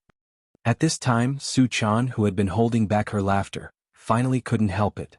She burst out laughing, which immediately made Li Yundong glare at her. "Your words are beautiful. You write it?" Su Chan quickly shook her hands vigorously. "No, no, my words are not suitable for such an angry body." Li Yundong laughed angrily and said, "I'm also a roaring body." As he said this, he turned his head and glared at Zhou Qin. "Come on, stop pretending. You write it? Your words are the most suitable. Just write these 6 words." Zhou Qin tried hard to hold back her laughter. She walked to the table, grabbed her sleeve with one hand and picked up the brush with the other. She took a deep breath and calmed herself down, as if she wanted to cultivate her emotions. Zhou Qin raised her head and closed her eyes, silently reciting the provocation she had just seen. When she opened her eyes again, they were full of anger. She quickly picked up the brush and wrote 6 murderous words. "If you want to fight, then let's fight." Everyone saw that these 6 words were full of killing intent. They were really vertical and horizontal like spears and swords, and the momentum between the lines was majestic. They immediately cheered. Even Chris, an American who didn't understand grass, couldn't help but feel a fierce murderous aura coming towards her, which made her hair stand on end. Li Yundong looked at these 6 words and nodded repeatedly. He said with great satisfaction, "Well, just like that. Send it over." Su Chan asked curiously, "Yundong, can't you just go directly? Why do you have to send someone over?" At this time Ziyuan said with a smile, "That won't do. This is the rule between sections. Although the other party is rude, this kind of etiquette rule can't be abolished." Li Yundong laughed and said, "I don't care about these bullshit rules. I just want to reciprocate. It would be impolite of me not to reciprocate. If they dare to provoke me, I will provoke them 100 times more." Zhou Qin's eyes lit up when she heard this. She asked, "Master, let me send it?" Li Yundong glanced at her and said, "You?" Zhou Qin chuckled and said, "Ziyuan is the future leader of the Linggong sect, and the other party is not the leader. Therefore, according to the principle of reciprocity, Ziyuan can't go. Otherwise it would be a favor to them." Su Chan asked curiously, "What about me?" Before Zhou Qin could speak, Li Yundong shook his head and said, You? You can't. I don't trust you. Su Chan's mouth suddenly pouted and she looked unhappy. Li Yundong had to explain, it's not that I don't trust you, I just think that your character and strength are not suitable for this matter. You are right, not right. Do you understand? Oh, Su Chan said, pouted and stopped talking. Zhou Qin looked at Ao Wushuang again. Ao Wushuang was a smart person. When she saw Zhou Qin's expression, she knew that she wanted to go, so she took the initiative to say with a smile, I'm even more unsuitable to go. The Japanese cultivation world is one of the mortal enemies of our Fox Zen school. I'm a fox spirit, and more than 10 years ago, I had some conflicts with the Japanese cultivators of various sects in Japan. If I go there, I'm afraid I won't be able to return. Li Yundong asked curiously, why did you say that? How did the Japanese cultivation world become one of the mortal enemies of the Fox Zen school? Ao Wushuang smiled slightly and said with some emotion, back then when the mystical silver fox was practicing the 9th phase of the heavenly Jindan technique, she provoked the divine tribulation. At this time, the cultivation world of various sects took the opportunity to besiege her and break her 3 souls and 7 spirits. In order to protect herself, the mystical silver fox threw the life soul of the 3 souls, as well as the 3 souls of the 7 souls, Tianchong, Linghui and Central Center, into the 6 paths of reincarnation. At the same time she transformed the earth soul, the spirit soul, and the power soul into the body of an ordinary fox and fled into the deep mountains and forests. In addition, the rest of her spiritual energy and her memory merged into the remaining heaven soul, essence soul and heroic soul, and fled all the way to the east. After the mystical silver fox fled to Japan, she lurked beside the ruler of Japan at that time, Emperor Nyoyu, in an attempt to recuperate and make a comeback. But what she didn't expect was that there was a very powerful cultivator next to Emperor Nyoyu who discovered her true body. Li Yundong was a little stunned. He couldn't help asking, wait, did the mystical silver fox hide in Japan at that time? Ao Wushuang nodded. That's right. Li Yundong asked in surprise, at that time, did the mystical silver fox still change her name to Tamamo no Mei? Ao Wushuang nodded slowly. Yes. Tamamo no Mei was a famous 9-tailed celestial fox in the Japanese cultivation world and even in myths and legends. As for her origin, the Japanese cultivation world unanimously believed that she was a fox demon from China, and then fled to Japan from China. But some people said that she originated from India, but where exactly did she come from was unknown. Although Zhou Qin hadn't cultivated for long and didn't know much about the cultivation world, she was still clear about such a famous mythical figure as Tamamo no Mei. Zhou Qin asked in shock, that's not right. I know that Tamamo no Mei is a 9-tailed celestial fox, but didn't she sneak back to Japan in the Tang dynasty on the ship of the Japanese envoy? Ao Wushuang sneered. It's the same excuse as the Jingyi school and the Jinshan sect. It's just a whitewash. At that time the imperial palace of Japan was full of masters, but they accidentally let a fox demon sneak in and lurk around the emperor. What a great shame and humiliation it was. If it weren't for the serious illness of the Emperor of Bird Feather at that time, which made others suspicious, they wouldn't have been able to find the location of the mystical silver fox in another 100 years. Zhou Qin said strangely, but that's not right. The mystical silver fox followed Ji Bei into the imperial palace. Isn't that shameful? Ao Wushuang said with a smile, at that time, the envoys of the Tang dynasty were extremely respected people. Whether it was Ji Bei or the famous Abe Nakamaro in history, they would be greatly respected when they returned to their country. They had the special treatment of not kneeling when they saw the emperor and not being polite when they saw the princes. At that time, Japan's desire and worship for the culture of the Tang dynasty were crazy and unreasonable. The Japanese once thought that as long as it came from the Tang dynasty, it must be good. Therefore, the people around these envoys of the Tang dynasty would not be investigated. Besides, at that time, the envoys of the Tang dynasty brought back many cultivation magic arts from various sects in the cultivation world of the Tang dynasty. Even if the Japanese cultivators saw them at that time, they would respect them. How could they doubt them? Therefore, if the mystical silver fox really wanted to follow them into the imperial palace, it would be a piece of cake. As Ao Wushuang said this, he sneered and said, it's a pity that their excuse is decent, but for the discerning people in the cultivation world, it's full of loopholes. Ji Bei returned to China during the period of Emperor Xuanzong of the Tang dynasty, but in that period our Fox Zen school had not yet been established. Guangong fa qin xiong. Humph, what a joke. Only then did Zhou Qin understand. I see. The one who appeared, the mystical silver fox. Is it Abe Yasuo? Ao Wushuang's face suddenly darkened. Yes. The Abe family is the sworn enemy of our Fox Zen school. At that time, it was the Yinyang master Abe Taiching who sealed the soul and spirit of the mystical silver fox in a huge rock. As she said this, Ao Wushuang turned to Li Yundong and said very seriously, Leader, if you really go to Mount Koya, you must pay attention to the Yinyang master of the Abe family. This is one of the oldest cultivation families in the Japanese cultivation world. It is extremely powerful. You must be careful. Li Yundong laughed and said, Yinyang master? Their Yinyang skills were passed down from the 100 schools of thought in the spring and autumn warring states period. I'd like to meet them if I have the chance. As Li Yundong said this, he turned to Zhou Qin and said, Now it seems that it's indeed the best for you to go. But you have to be careful. Try not to mention our Fox Zen school and pick on their shortcomings. Of course, it's best to put down the letter and leave. There's no need to talk nonsense with them. It's useless to talk to them. If you talk too much, they will think you're afraid. I think the best way to deal with them is still the same word, fight. Seeing that Li Yundong had agreed to go to Mount Koya, Zhou Qin was overjoyed. She nodded heavily and said, Master, don't worry. I won't let you down. After that, she sneered in her heart and said, Japanese, just wait and see. My master is magnanimous and won't let me scold people. Humph, I don't have such a good temper.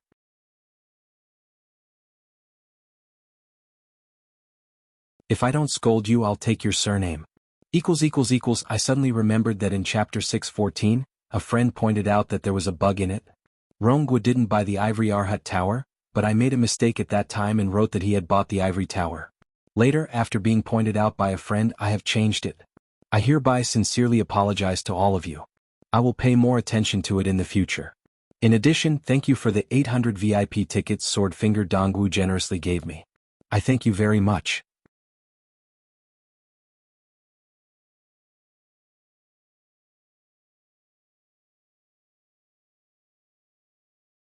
Chapter 619. Early in the morning the next day, Zhou Qin went out early. Because she was going deep into the tiger's den and setting foot in another cultivation world, Zhou Qin had made all the preparations and homework that night. For her safety, Li Jiandong gave the colorful brocade bag and the lioha to Zhou Qin and asked her to take them with her. Bubble. Book. Okay. In order to emphasize her official background, Zhou Qin did not fly to Mount Koya all the way with her young spirit body. Instead, she chose to take a train to Shanghai first, and then take a plane to Osaka. Mount Koya was located in Koya Town, Edo County, Wakayama Prefecture, Japan. After arriving in Osaka by plane, Zhou Qin took a train to Mount Koya, and finally took a cable car up the mountain. Because it was the transition between late winter and early spring, there was a heavy snow in Edo County. The white snow decorated Mount Koya with silver. In addition, the geographical location of Mount Koya was relatively high, and the temperature on the mountain was more than 10 degrees lower than that on the flat ground, which was particularly cold. Because of such heavy snow, Mount Koya had been closed early. When Zhou Qin went up the mountain, she found that there were few people in the huge Mount Koya. Only a few monks in brown monk robes and yellow bamboo hats were walking slowly at the foot of Mount Koya. Zhou Qin looked at them and saw that these people were holding heavy vajra pestles. Although the weather was cold, they were all barefoot and wearing straw sandals, walking in the snow. The vajra in the hands of these monks was surprisingly long, about 1.6 meters high. There was a copper ring hanging on one end of the vajra. Every time the monk took a step, the copper ring on the vajra would make a fixed crisp sound. This sound echoed in the empty and gloomy Mount Koya, which was particularly ethereal and mysterious. These monks were like monks patrolling the mountain. When they saw Zhou Qin at a glance, they walked straight over. The leading monk formed a palm with one hand, saluted, and said a few words in Japanese. Zhou Qin's English was excellent, but she couldn't understand Japanese. She looked reserved and said in Chinese with a hint of sarcasm, I have something to ask your Lord Masako Tachibana. The leading monk was stunned for a moment, as if he hadn't expected that the woman in front of him was not a Japanese. He turned his head and glanced at a monk behind him. Then a monk looked at Zhou Qin strangely. He stepped forward, leaning on the vajra pestle in one hand and saluted with the other. He said in standard Chinese, Benefactor, I think you are mistaken. There is no Masako Tachibana here. Moreover, everyone is equal in front of Buddha. How can there be such a thing as an adult or a lowly person? Japanese Buddhism originated in China and was deeply influenced by Chinese Buddhism.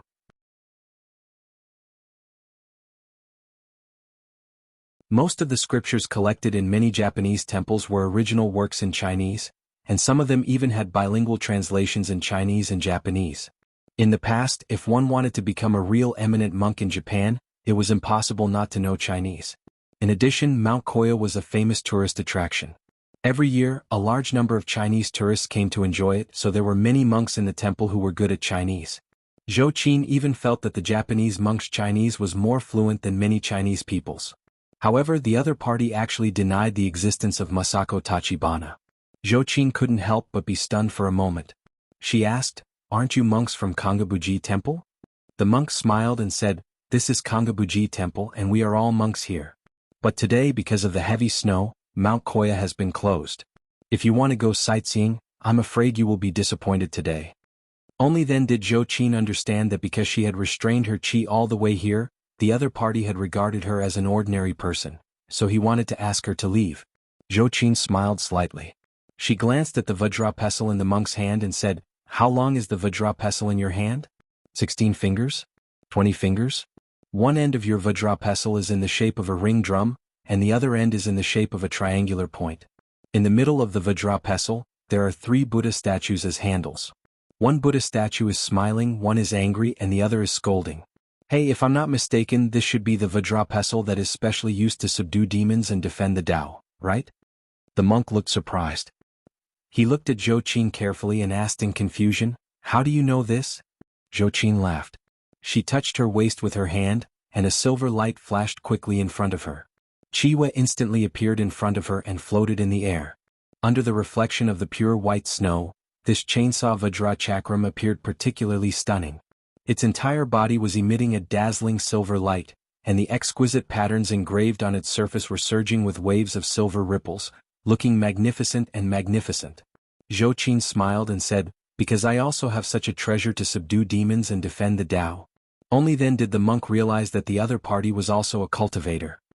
His face suddenly changed and he asked in a deep voice, "Who the hell are you?" The other monks around the monk also slowly dispersed with vigilant expressions. They quietly surrounded Zhou Qin in the middle, eyeing her covetously. Zhou Qin knew that she was alone and weak, so she definitely couldn't fight with them. After all, this was the Xinyan Tantrism, and it was not a place to play. If she fought with them, she would not only humiliate herself, but the most embarrassing thing was that Li Jiandong would also come to save her.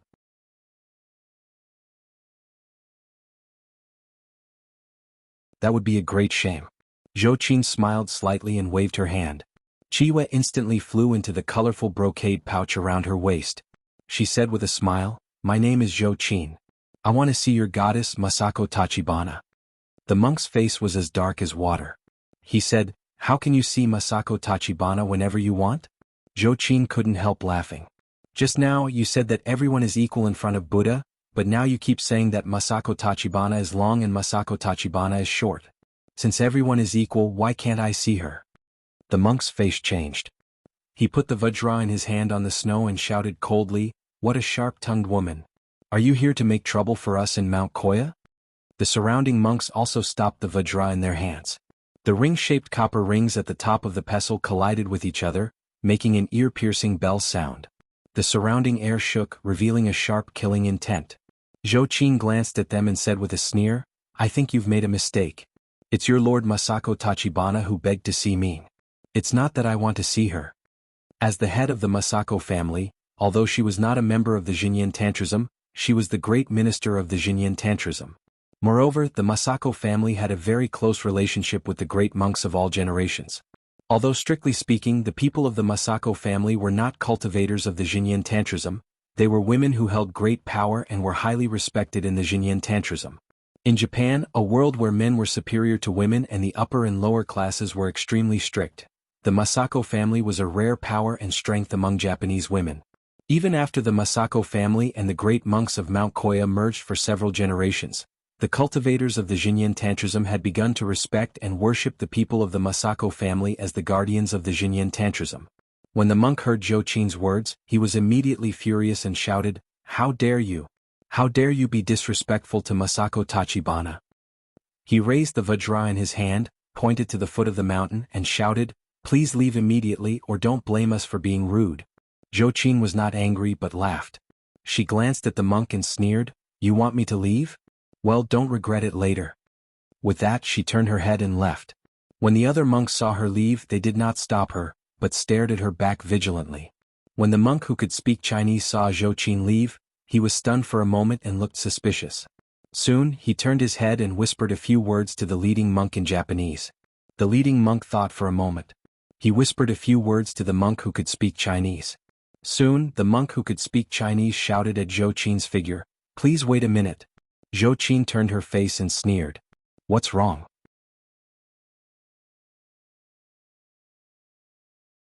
The monk walked up to Zhou Qin and bowed, saying, "If you are really the guest of Masako Tachibana, please tell me your name." Zhou Qin smiled and turned around. "Go and tell Masako Tachibana that Li Jiandong, whom she wants to see, is here." The monk's face became more and more confused, but he did not dare to be careless. He turned around and whispered a few words to the leading monk, then quickly ran to the Kangabuji temple on the mountain. Zhou Qinying stood in the snow. After waiting for about 10 minutes, the monk rushed all the way over. He formed a palm with one hand, bowed respectfully and said, "It turns out to be Jinren Li. Please come in, come in." Zhou Qin saw that they thought of her as Li Jiandong, but she didn't say anything. She smiled and walked inside. After taking a few steps, she came to the entrance of Kangabuji Temple. There were yellow shrines in front of the gates on both sides, and there was a wooden bucket filled with water in the shrine. Zhou Qin walked up the stone steps at the entrance, only to see ancient trees towering into the sky on both sides. The shade of the trees was dense, as if she had entered another world. What surprised her most was that wherever she went, the two sides of the stone steps would automatically light up with a white light, like countless white paper lanterns hanging in the forest. Although it was daytime, Zhou Qin still felt a strong light shrouding her, giving her an inexplicable feeling, as if she was stepping into the temple fairyland. Just as Zhou Qin was about to take a step forward, she suddenly saw Li Jiandong standing not far away and looking at her with a smile, as if he had been waiting for her here for a long time. Zhou Qin was shocked and subconsciously shouted, "Master? Why are you here? When did you get here?" "You." Li Jiandong walked up to Zhou Qin with a gentle smile on his face.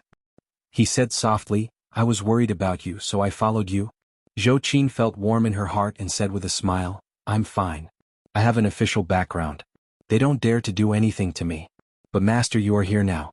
Aren't you afraid that they will detain you?" Li Jiandong walked up to Zhou Qin, gently took her hand and said with a smile, "Compared to myself, I am more concerned about your safety." Zhou Qin's heart suddenly started pounding. She couldn't believe that Li Jiandong would say such a thing to her at this time. Although Li Jiandong had shown her warmth and gentleness before, it was more under special circumstances.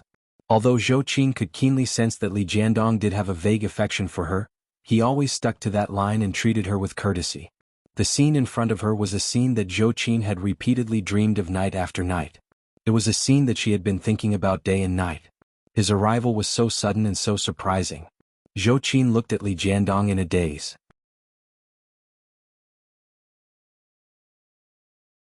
Her heart was so happy that it seemed to explode, and her whole body trembled uncontrollably.